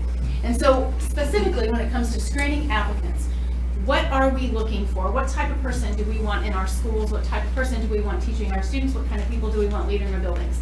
So where the red line is on qualifications, typically this is where the buck stops when it comes to having an application, or you have someone that comes in and interviews. We can get their educational background, their academic credentials, all of that good stuff. But some of the key things that we miss out are their actual teaching skills, their cognitive ability, or attitudinal factors. So this online screening tool that we've looked at can measure some of those things that you may not be able to see in an interview, or that a letter of recommendation isn't going to be reflective of. Can they problem solve? Can they analyze and adjust their instruction when they realize, oh, the students are behaving properly? What kind of adjustments do I need to make sure that I can still carry out my lesson? Are they motivated to succeed? Do they have a positive attitude? Are they focused on student learning? And so some of these, like the teacher assessment, for example, was 100 questions divided in those 3 categories. And so what that does is, as soon as we get those scores, it is reflective in all of those areas, and they have development plans. So if we hire Dr. Schindorf, it's going to show us exactly where his strengths are, and it's also going to show us his opportunities for growth. So when he hits the ground running, walking in our school building, I know if I'm his building principal, these are the things I need to use to support him, and these are areas where he can support other people because he already has strengths in those areas. So it helps us get a real true picture on what kind of people are walking in the door and what we can do to help them. Because one of our goals is to not only get people hired, but we've got to support them and develop them so that we can retain them. Here's one of the beauties of that system too, is because it's research-based, is that they've identified that it scores you 0 to 100, your candidates. And they have found that candidates who score in the 50 or above, typically, on average, those teachers are capable of 1 year's growth, which you would expect a teacher to do. Those who get closer to 100, or the closer you get to 100, have shown that they can produce 2 years of growth in a student. So, and likewise, anyone who scored below 50 typically is not as successful in the classroom. So it's a tool to help identify relative potential, if you will. Should not be the only factor, but it certainly is one factor. So obviously that's one piece of what we're using for screening, but when we talk about job aids specifically, as I mentioned, we have interview questions and guidelines, really helping, like if we hire by committee, so that the committee can focus on what it is that they're looking for. What kind of person do we want, or what are the answers to the questions that we're seeking? And when we call references, making sure that we ask the same questions to all of our references, because it's really easy to get sidetracked, but if we're going to really do reference check and compare apples to apples, we need to make sure we're asking the same questions of all of our references. The do's and don'ts of hiring, obviously all of you in the business world know that there are do's and don'ts. There are legal things you can and cannot ask, and there are processes that you can and cannot follow. So we want to make sure that all of our hiring managers know those do's and don'ts. And then obviously our process reminders are part of this job. It's just on how we're going to bring people on board, how we're going to screen applicants, and when we actually have a hire, what those steps are, so we can make sure that that's done correctly. So once we get someone hired, this is another area that we're focusing on to make sure that it's timely, it's efficient, and that we're supportive of our new hires. It's very easy to just say, okay, here's your login, here's all 25 tasks that you need to do so that you are ready to walk through the door. So we want to make sure that we are offering support. We've created a little workstation in our office that has 2 laptops thanks to the tech team. So when people come in, if they don't have access at home, they can come in and we can provide that support to them right there in our office. And then also is work with our hiring managers to make sure that we can do things to get them in our district, but when it comes to getting into a building, what are those steps to make sure that we've given them all the onboarding tools and steps and just some ins and outs of the building so that they know when they start, they have all of that information prior to beginning. And then these are good, our pieces for the development once we hire.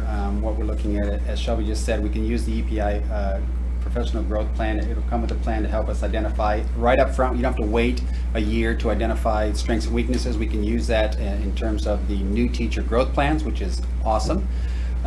We're going to get better utilizing our mentoring program with our new teachers. We have one in place. It works, but it's mediocre. We need to get better in terms of identifying exactly what it is that we want our mentoring program to look like and how that's established, how often that they're actually working with them. So we're working on that process. And then we believe in ongoing PD for all. We have a responsibility to develop all. We need to identify what we want our classrooms to look like, what we want our job roles to look like, and make sure that we're providing the support for those individuals so they can be successful. And we do that primarily through our growth model evaluation. And that's one of the things we've worked on since school started, is really focusing on our growth model evaluation.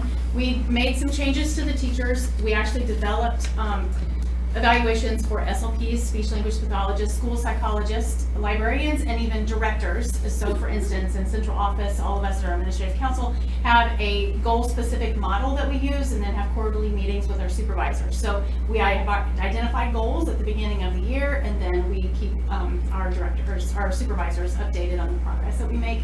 And we're working right now on online process for support staff.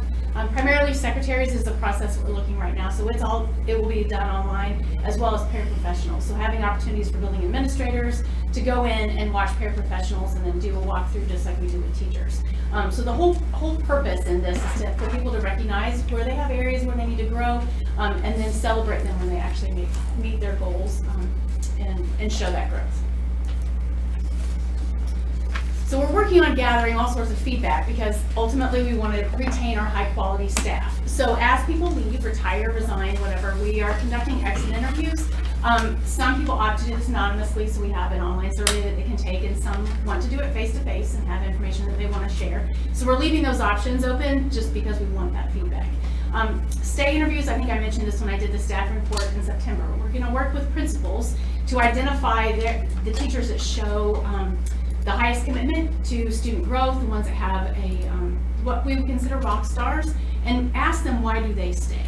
What are the things that make you want to continue to work for Jefferson City Public Schools? And taking that information and capitalizing on that. Same with our new employees, is doing a 30, 60, 90-day follow-up plan with new employees. That information has been very interesting, especially for our new teachers, because within the first 30 days, some of them were extremely overwhelmed. So it's good as we're getting to the end of the first semester to see some of their confidence improve and some of the success that they're having, and they're recognizing, which I think is important.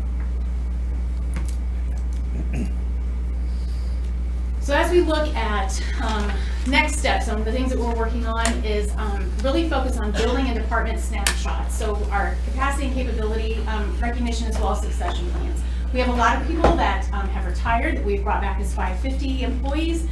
So when we look at people that are retiring that have years and years of knowledge, that when they walk out that door, that knowledge goes with them. So we have to make sure we have plans in place that we can help transition to people to take over those positions as people retire. So really having a picture on, so we know as a district that, in the next 5 years, we're gonna have a certain percentage of our staff leaving, and we need to be prepared for that.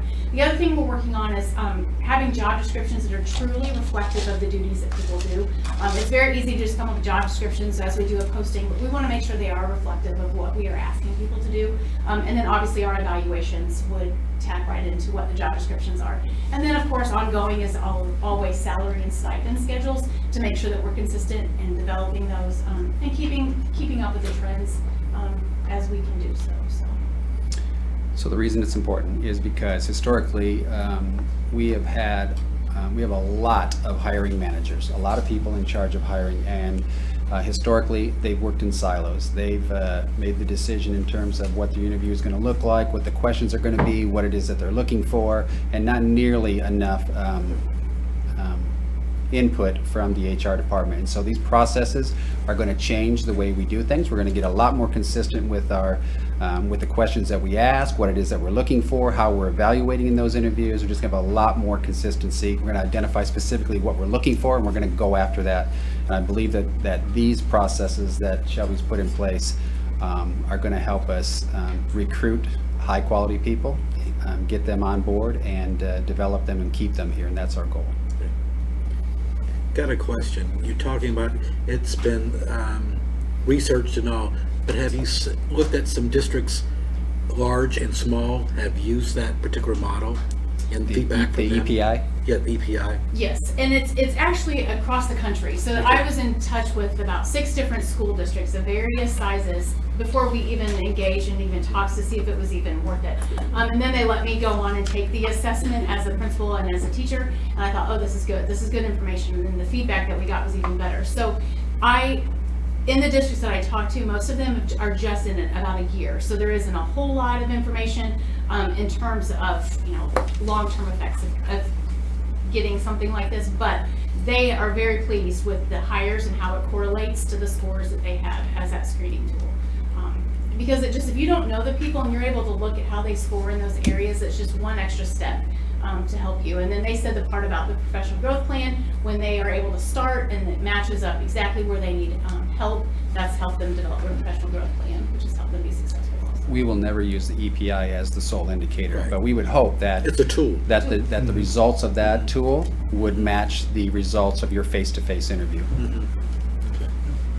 I think just to kind of dovetail on that a little bit, I think I was going in the same direction that you were. It sounds like a great instrument, and like Brian said, we wouldn't want to rely on it solely, I'm sure. But the only I wouldn't even call it a concern, but the thought I had is that I know in the past in the corporate world, when you've had organizations rely on those types of things, I think sometimes too heavily, then what you have found kind of on the back end is that sometimes they have excluded some candidates that they've actually wanted to not exclude, and so they've kind of it was a self-defeating kind of purpose. And so that was my only question, is when you reference the research, it was research-based, whether or not if we had looked at how it relates to the goal that you shared up here, which is to increase the diversity so it looks like our student body.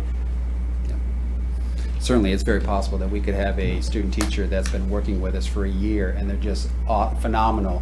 And they come in the interview and they do a great job and they have great references from our very own people. We certainly would take them serious, even if they were to score low. The beauty of that is now we have a tool that says, go ahead and hire them because they've done a great job and they've got a lot of potential from your experience, but now you know exactly how to start supporting them the first day. Well, and Lord knows that not all of us present all that well in job interviews. People get nervous, they get tongue-tied, they don't always relate what they want to, and so if you've got a high-quality candidate that maybe just has trouble getting all of the things they need to express out, then you've got a little bit of additional perception there to cut through that. The other question I had, does anyone else have any follow-ups? If you would stop talking, I would do more questions. Go right on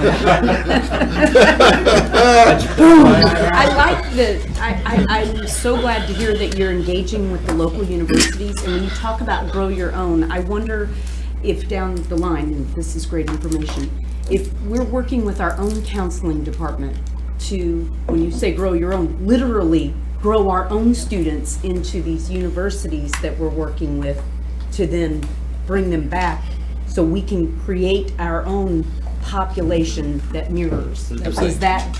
We've been having those conversations. So when I said that Love this that. being a one piece of a grow your own, it is one piece, but another piece is grow your own, truly growing your own in terms of identifying high school students who have interest or capacity and begin working with them and developing them. Yeah, we've had those conversations. Fantastic. Thank you. I'm almost afraid to ask another question. Anybody else have any follow-up? Moving on. Good job. I yield to you, Steve. Yeah, thank you. The only other question I had for you guys was when you talked about developing those partnerships with other institutions, right, pre-service teachers, undergraduate students. I know that I've heard from teachers that are in the field now, and one of the claims that I've heard a lot is that when they look back on their undergraduate education, they don't always feel like it really prepared them well to transition into the real world, like what you guys referenced of, this is really what teaching is. So have you looked at that or considered that in terms of kind of the feedback? I mean, it's not like I expect, the University of Missouri Columbia to change just because we call on them to, but I do think that's an important part of making sure that we get good quality applicants going forward. Yeah, so we've learned that too, that not everybody that comes out of college necessarily has the tools and the training that they need and not prepared. And so one of the things that I'm currently working on is redesigning of what we call our new teacher training. So we have 3 tiers to that. We have tier 1, which is brand new. Tier 2 is second year, and tier 3 is year 3. We get a lot of feedback every year on that. And I'm not sure that we're actually providing the level of support to our new people that really is benefiting them. And so I'm in the process of redesigning that. Hopefully in the next month or 2, I'm going to bring a new plan to you about what that looks like. I mentioned that in my report.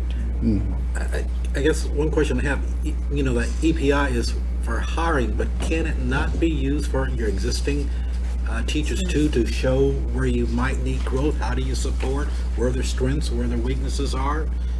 It's certainly something we can look at. I'm just saying, you're using it on the front end, but could it not be looked at for their existing population to support where they're at? You could. Shelby made me take it just so I would understand it, and she's already got a growth plan on me. So. Okay. Yes. So. Thank you. Okay, and then I also would ask that Ms. Burhorst, if she'd come up, Dawn's going to share with you a little bit of information about our APR, and I'm going to let her do that for me. Thank you, Brian. Thanks, Shelby.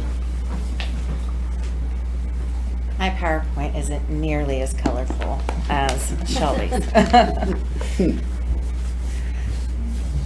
As you know, do you have that? Oh, it is the mouse, okay. As you know, the APR came out last month, and we saw an increase as a district. This is just our overall trend. In 2015, we were sitting at 70.7% of the total points.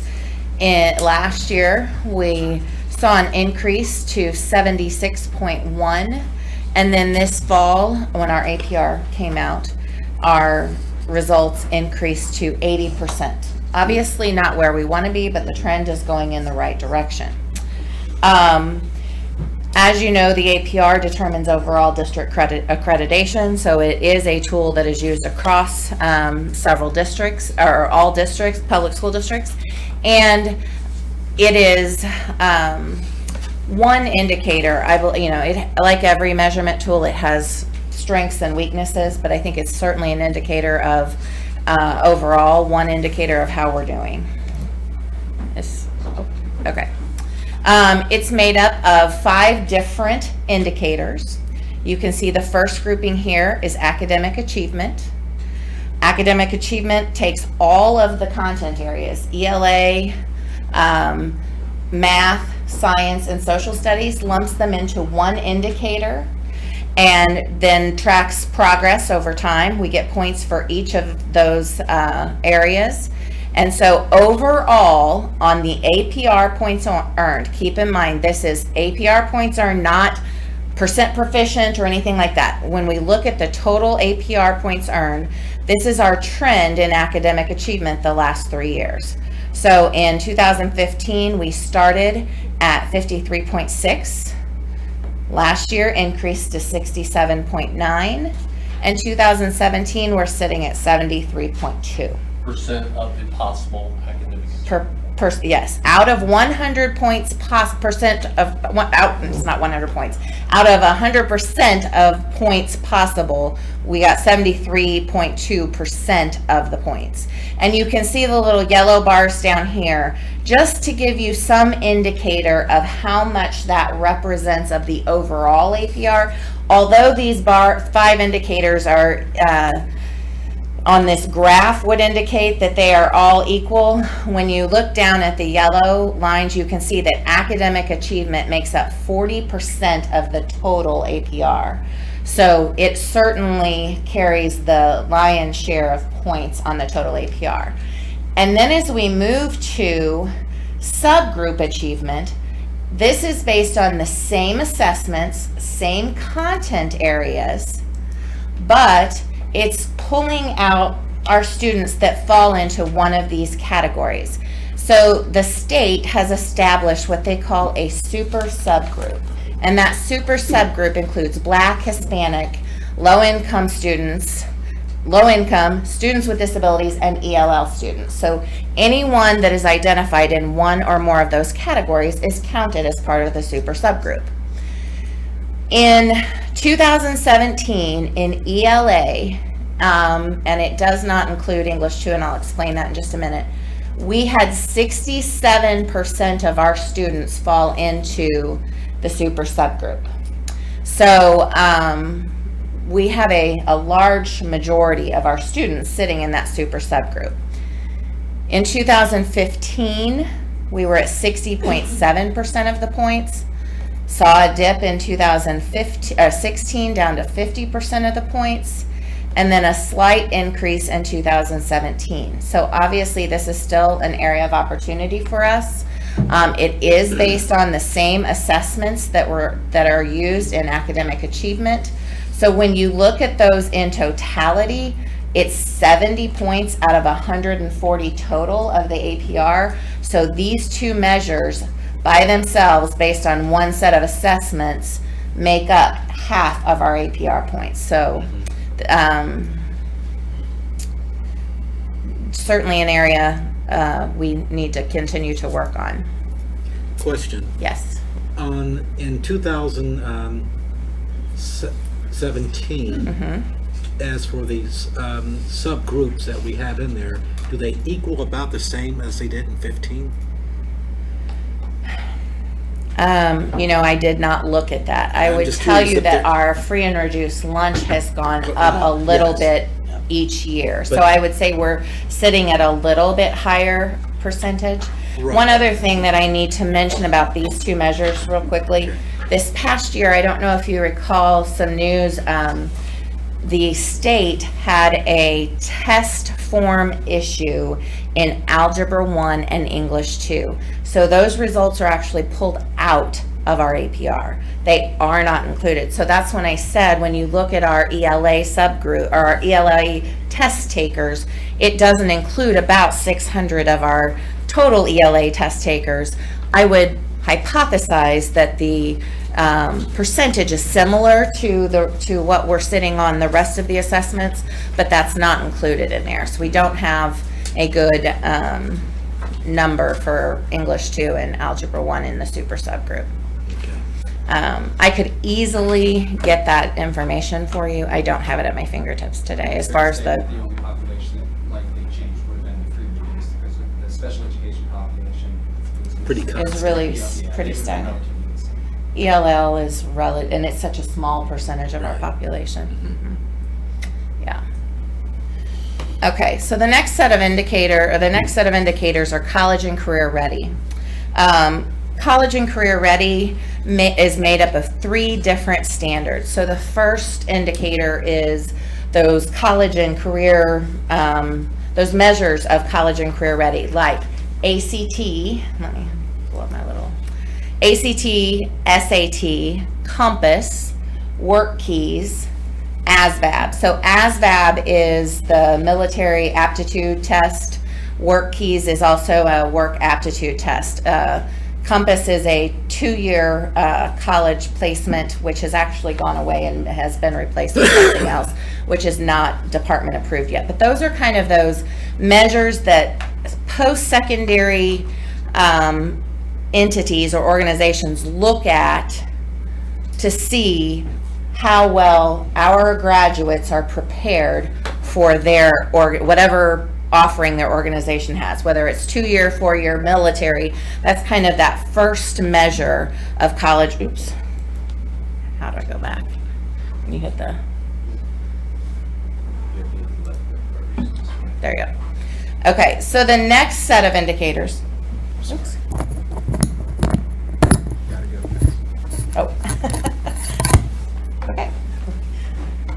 So the next set of indicators are still in the college or career readiness area, are those measures of programs that we offer as part of our academic programming at the 9-12 level. So advanced placement, technical skills assessment, which is the assessments offered for Nichols Career Center, those skilled trades programs, Project Lead the Way, and then dual credit offerings. And then finally, the third part of college and career ready is post-secondary preparation and follow-up. So every year, 6 months after students graduate, we contact every graduate. Some of that is through an electronic survey or electronic mechanism in terms of college enrollment that we get through the Department of Education.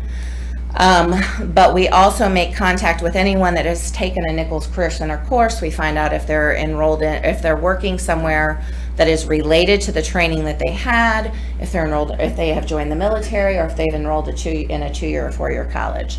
So these percentages are the percent of points earned cumulatively across those 3 measures. So you can see this is an area we are definitely going in the right direction and continue to show progress on, from a 76.7 in 2015 to a 91.7 in 2017. And I met with the high school this afternoon, and we were digging in, kind of doing a deeper dive into some of this data, and we're seeing, particularly in the area of ACT, SAT, that first tier of assessments, that's where we're seeing a lot of gains. So that means that our students are scoring better on those assessments despite testing more and more of our students. So that was kind of exciting. There are 30 points total for this, and that represents 21% of the total APR points. Do you have a question? And that's for kids that graduated, Yes. not those that started in 9th, but that graduated in 17, that you've been, say, you were able to contact or gave you feedback on where they were. Yes, if they graduated from Jefferson City High School, regardless of whether they were here as a 9th grader or came in as a senior, this is their post-secondary Just those that graduated in outcomes. 17. Yes. Okay. Yes. In 17 or 16? Oh, I'm sorry. 16. 16. Yeah. 16. 6 I months just after, had a yes. survey for my Yes. kid who graduated Right. in Yeah. 17. Yes. It shouldn't be counting him For yet. 16. It's called a 180-day follow-up. Okay. So it's 6 months post-graduation. We So usually did we start the do surveys something about different November. in 15 for 15 and 14 that we did Yes. in 16? What was that in The that? state paid for the ACT for all students. That's the biggest significant difference there. So keep in mind, although this is 2017, this is 16 graduates. It's a mix of measures. So for the Right. first 2, it's for current graduates. So for ACT, SAT, it's the first, it's recent graduates. And then same thing with AP dual credit. Then when you get to post-secondary, you're looking a year behind. Does that make sense? So you're kind of mixing graduating Oh, classes okay, so there. you're looking at 16 plus that's 15. So this is this Okay. for ACT, this is the 16-17 school year. This is the 15-16, and that was the first year the state paid for all juniors to take the exam. Okay, So it's a good thing we decided to pay for that. yes, Yeah, Yeah. yeah, okay. yeah. Attendance continues to be a struggle.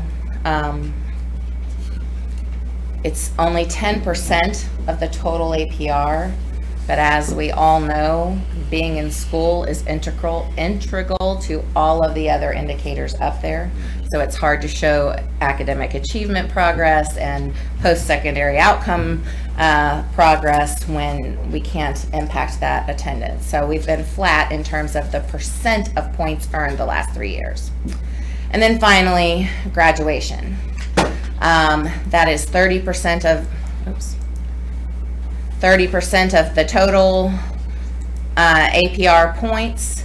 They do evaluate the cohort graduation rate for both for 4, 5, 6, and 7-year graduation. So they're looking at our 4-year cohort, our 5-year, and giving us the benefit of the doubt in terms of which one merits the most or warrants the most points earned for us. But, and the thought process there is not all kids graduate in 4 years. They want to reward districts for continuing to help students with persistence to graduation, regardless of whether they graduate in the typical 4 years or not. So 2015, 100% of the points earned. The last 2 years we're at 95% of the points earned. And again, this is points earned, not graduation rate itself. So just one more slide I want to share with you. And this is, I think, an encouraging trend as well. So when you look at our performance index from 2016 to 2017, and remember the performance index is a way to measure across grade levels, so that I don't have every grade level and content up there, you know, in this huge graph. So this is grades 3 through 8, English language arts, then English 1, English 2, grades 3 through 8, math, and then algebra 1, English, algebra 2, geometry, science, grade 5 and 8, biology, American history, and government. And this is the difference from 2016 to 2017. What I want to point out, you'll see the asterisks here. So English 2 was one that the state threw out because there were dips across the state and there was kind of a hue and cry. People knew something was wrong, and so that's when they started investigating. So our downward trend is consistent with the state's downward trend. I think the thing that is most noteworthy is that the same thing happened at the state level in Algebra 1, but our trend was the exact opposite. So despite a downward trend from the state in Algebra 1, we went up. So although we didn't get points awarded in the APR, I still think it's a celebration. And so we've got some really positive trends up here, I believe. So it's just another way to kind of tell our improvement story.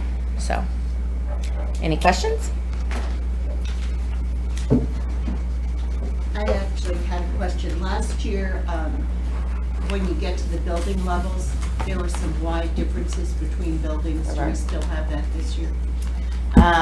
The state did not release building level APRs until Friday, and they are behind secure login and password. So they are embargoed at this point.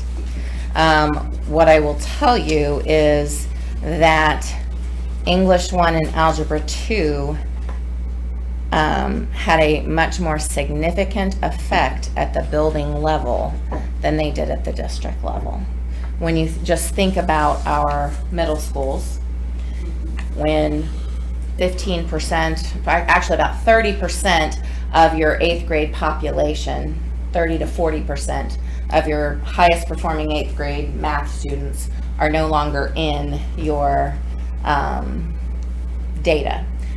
There is a hold harmless provision, so they're not being penalized by that, but when you look at those indexes, you can tell there's a difference. And the high school didn't even get an APR score at all, because if you had 15% or more of your total population taking one of those assessments, they didn't even award any points at all. So obviously English 2 and Algebra 1 are big 9-12 assessments, and so I danced around that question because it's embargoed, but those are some things that that have come up. So, like I said, they were just behind secure login and password Friday. Do you know when that will be released? Friday. Okay. Thank you. Were you shuffling? Get that on camera. So. Thank you, Don. All right. Live stream. Thanks, Don. Good report. Thanks, Don. Good report. Yes, very good. Update from Chief Financial and Operations Officer, Mr. Hoffman. I just have a few things to update you on this evening. First, we are going to have to adjust our adult lunch prices.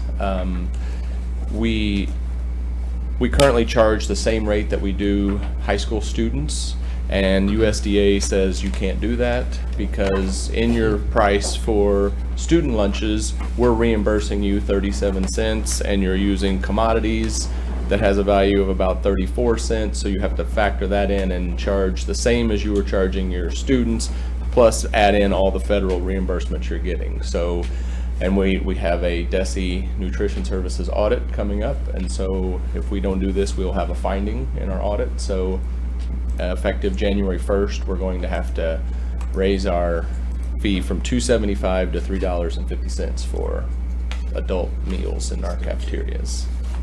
Do you need a motion for that? Probably Just wouldn't do it. hurt. Probably wouldn't hurt. I move to do it. Second. Thank you, Lorelei. For Thank you, adult. Michael.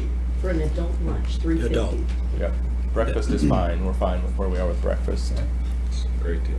Oh, bargain. It is a good- It is it bargain. $2.50. Additional Eat up the dollar discussion? menu for that. Any other points? All in favor, say aye. Aye. All opposed, say nay. Thank you. Thank you. I have a little bit of bad news to deliver on our CSIP, OSIP discussion that we had, and I thought that was great discussion. And after we deliberated on that so long and came to our decision, Travelers decided they did not want to do that business. I told you before, OSIP wasn't something that they normally did, and they were just interested in this risk, and they decided not to. So Liberty is now who we're in discussions with. I'm not near as excited about the proposals that I have with Liberty. We're still evaluating, but we may need to come back and reverse. And the good news is we have the CSIP as a fallback. That's a great deal in savings for us. It still saves money. Still saves money, right? So just giving you an update on. How does that affect the bid that was let and the deadline was November 29th? Right, so it's such a small package and we were working through this, we're doing the first package with traditional insurance.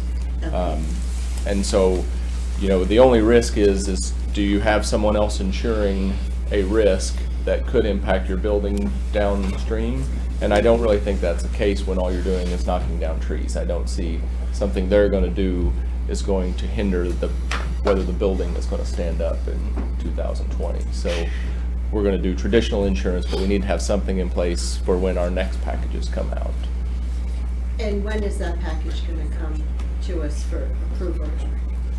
So that was my next thing. I was delivered the package today, and they would like to have the vendor come on site starting next week. So they would like us to schedule a special board meeting as soon as possible.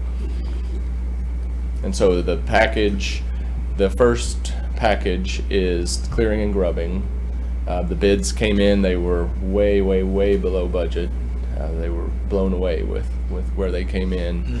And then also in this package, there are general conditions that we negotiated, so that needs to be in their guaranteed maximum price. There are some other pieces that are just part of getting things set up. And so if we can look at calendars and see if we can get something set, I will get you that information yet tonight. And when do they want to start? They want to start next week, and I mean our schedule is so aggressive that us delaying is harmful to our schedule. Nabholz has pointed out that the contracts are actually with Nabholz, so legally we don't have to approve, and I said no way, we're going to approve. Yeah, I mean, regardless of whether you CMAR or not, doesn't the law require all construction projects to be bid and therefore approved? And I don't know if there's, I probably would need to reread the statute adjusting CMAR, that it would, you've chosen, that's not, and they're fine with bringing it to approval. But you're wanting to. But we need to. We have to keep up with their pace. Yes. How quickly can you get the information to us so we can review it? Well, I can get it to you tonight. Can you download it to us? Yes, if you have paper to hand us, I don't care if it's. So you got paper now? I can print it out and get it for you. Okay. We want to look at Wednesday morning possibly, breakfast. You talking about this Wednesday morning? This Wednesday morning or? Wednesday noon. We want to see what your availability was. I have an 11 o'clock appointment on Wednesday, so it will go half an hour. I'm available at 5 a.m. Michael, is that one I good for can you? do 5 a.m. You can be done by 7:30. How was that look? I could do 4:30. I can do For 3. sure. I mean, Done by honestly, 7:30? absolutely. Anything you This- can What do. time did you say? I just have to be at Cap Region at 7:30. But I mean, This should be very straightforward. The low bidder You mean bid. 7 a.m. and be done by 7:15 at the latest? On the I would 13th. anticipate. Huh? as long as I can Just be at Cap 15 Region at minutes? 7:30. I Does that can- work for What's your everybody? availability late morning? I can be free. I have lunch, but I can cancel that. I'm tied up. I'm tied up in the morning. I can either do an early morning or I can do a later lunch. I know you said you had an 11 on the 13th. Yeah, it'll Goes a go little- till probably 11:45. Okay, sure. So I can do either one of those. I can either do noon or early. Sort of works for you guys. Or Morning's all I've got open. Or breakfast. Okay, my thing is, you're saying it's only gonna take 15 minutes? I mean, it is. It's gonna talk really fast. I guess it depends on whether we've got questions or not. But yeah, you'll have a copy this evening and. Okay, good. If you look Okay, at it before good. then. Okay. Take a look at it. We're saying 7 7? 7 a.m. on the 13th? if that That's works good, for you because I got guys. court at 8, so that'd be great. All right, so be it. 7 a.m. So Stephanie, can you post that tonight? Sure. We have to post 24 hours, right? Yes, Yes. that's what I was going to say. Mhm. And Correct. if we have that document and it is I will get it before you leave currently tonight. available, I think we should also make it, You should what? we should make it available as soon as it's approved. Yes. Put that on Wednesday at 7. And then the only other thing, it was something that was at the end of my report in your packet, and I heard someone say that if you don't toot your own horn, your horn will go untooted. So we're going to, the state auditor came out with a report talking about school spending in the last week. It's been in the news a lot. And so it was a little bit critical about not spending money on instruction and spending money on administration. And they use statewide data, and using the 15-16 fiscal year, statewide, school districts spent 12.1% of their operating expenses on administration. That same year for us, we spent 10%, so 2.1% less. And then statewide, school district spent 58% on instruction, and we spent 59.8%. So when you're hearing these stories about how bad things are in schools across the state, it's all of us operate differently, and I think that's another point that we've excelled at. And then I thought it was also interesting that they had a separate line of what charter schools spend on administration. So remember, the state is 12, school districts are 12.1. 19.7 are charter schools. The school district spent 58% on administration or on instruction, and charter schools spent 48%. So a lot of information in that report. Good job. Good job. Good job, Jason. Important Way numbers to to toot your horn. Way to toot Not your my horn. horn, it's our Somebody horn. would It's our horn. toot You're their right. own- Go on to it. Whatever it was he said. Philip will probably have that the headline if tomorrow. JCPS toots horn. Thank you, Tooting Jason. going on. Just in the start it with board a meeting, beep, that's what it's gonna say. And take it from there. With my high boots. There we go. All right, thank Thank you. you, Jason. Appreciate it. Superintendent update, Dr. Lipscomb. Yes, Brenda, would you come give an update on the customer service and processes? Am I standing Improvement? between you guys in a closed session? Just me? Really sad. Okay, I'll be super quick. Luckily good. for you, I talk fast. You're good. So customer service, what I wanted to update you on is actually we're doing a 3-part series on customer service. We started out with central office and technology staff. We're experimenting with them. And we're moving on very quickly to our frontline secretarial staff, which ends up being about 58 total people. That includes library clerks and a lot of other folks. It's the Pride series, which is personal responsibility in delivering excellence. We began, my friends in the back can tell you, we began with a personality assessment with them in October so they could get to understand themselves. In early January, they'll all get part 2, which is standards of behavior and how to deal with difficult people. They will then get to move on quickly to creating moments of magic.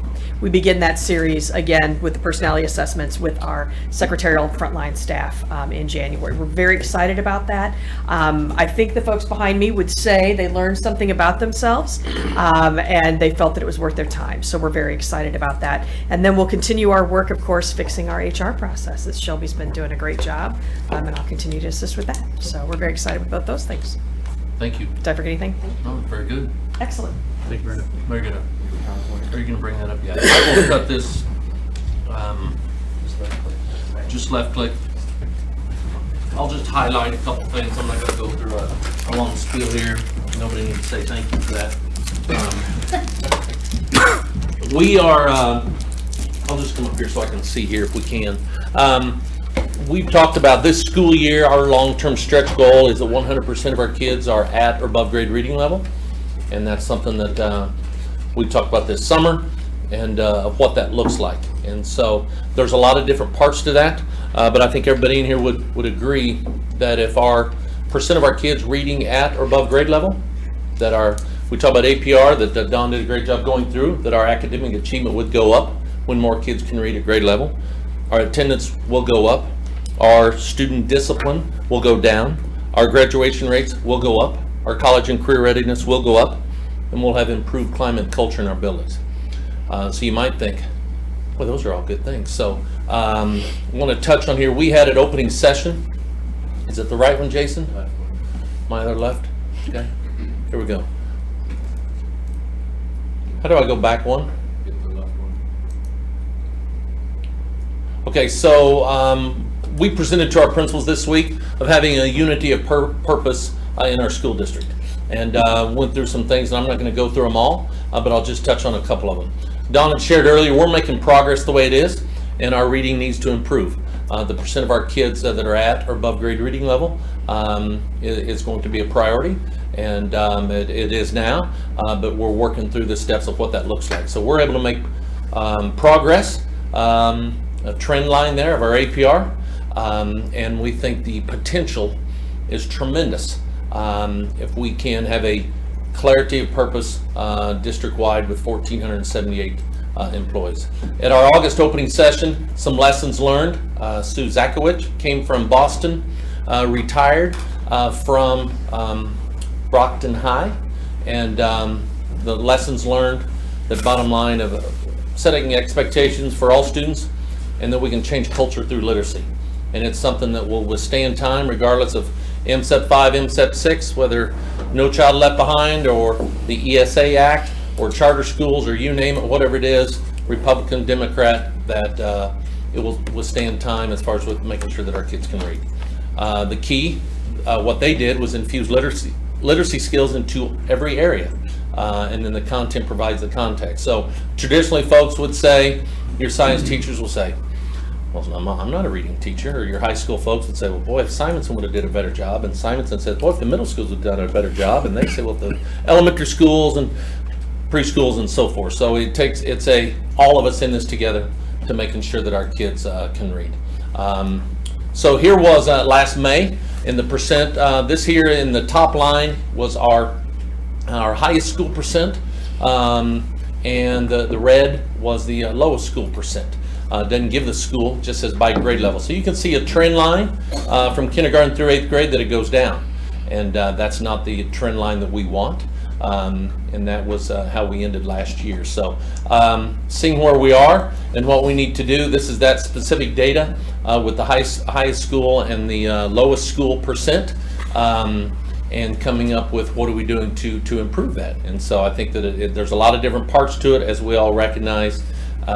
But Lori and Gary and Brian, specifically them in our elementary, secondary, and learning suite, as far as how we improve that. Here was the percent of those kids and the improvements that we made and are projected for this year. And so that's something we want to make sure that what are we doing to improve that. Here was the percent of students that were basic or below. That trend line, it goes up over the years. So that's basically opposite of the first one that I showed, that as they go from kindergarten through 8th grade, that it goes down. Obviously, then this correlates with that those that are basic or below, that increases. And that's not a good thing. So just working through that. Here is state of Missouri, Jefferson City in the state of Missouri. So we're in red, the state of Missouri on the average ACT reading scores. And the trend line is basically the difference, and you can see from 2013 through 2017 that gap is widening with where we are compared to the state average on ACT reading scores. So that's one aspect that we're identifying to realize that the need of where we are to make sure on our reading. So want to just highlight on that. JC Strong was at the beginning of the school year, and as we look at this was our staff on opening session, and if half or a little over half of our kids can read, that would be just wrong, and that we might not even spell wrong correct. So what do we do about it? A unity of purpose. So the reading and reading comprehension is a priority this next school year, K-12, and we'll leave with this one quote. If you could get all the people in an organization rowing in the same direction, you could dominate any industry in any market against any competition at any time. And so our collective action that we think will withstand time is literacy, and we're excited about that. We're going to have some steps as we've shared this with the principals. I shared it this last week at faculty council with each of the reps from the building, and what that looks like. So we're going to be asking for our community, our board, all of us, making sure we're rowing in the same direction. So any questions on this at all? Want to just highlight on that? I know it's getting late, and so I wanted to kind of hurry through it, but I think this is a vital importance for us to improve. So, okay, that's all I have basically on my report. So Steve, you can go on from there. Thank you, sir. Good information. Future dates, you guys see those items listed on your agenda. Just a couple of things I'll draw your attention to. Tomorrow night, Capital Caroling starts at 7 p.m. Just a caveat, I think we all need to be just mindful of the fact that probably don't want to show up at 6:50, 6:45, given that there's security measures at the Capitol now. So if that's new to you, you might just want to prepare, get there a little earlier. Christmas break is listed. And then a special board meeting to certify the ballot. That's another early morning meeting that we've got scheduled. It's out in January, but just please make sure you put that on your calendar. We need to have a quorum that morning to be able to certify the ballot. So, and that concludes our regular business. I'd look for a motion to suspend open and enter into close as is shown on your agenda. Motion to suspend, open, do that. I got to here. I've got the paper. Okay. Motion to suspend, open to enter into closed meeting by roll call vote pursuant to chapter 610.021 of the revised statutes of Missouri, sections 13, individually identifiable personnel records, and 14, records which are protected from disclosure by law. Thank you, Lorelei. I'll second. Thank you, Rich. Roll call vote when Stephanie's ready. Anne Marie. Aye. Lorelei Schwartz. Yes. Rich Abishon. Yes. Steve Bruce. Yes. Lori Massey. Yes. Michael Duty. Yes. Scott Holdis. Thank you. Thank you, folks. We'll adjourn for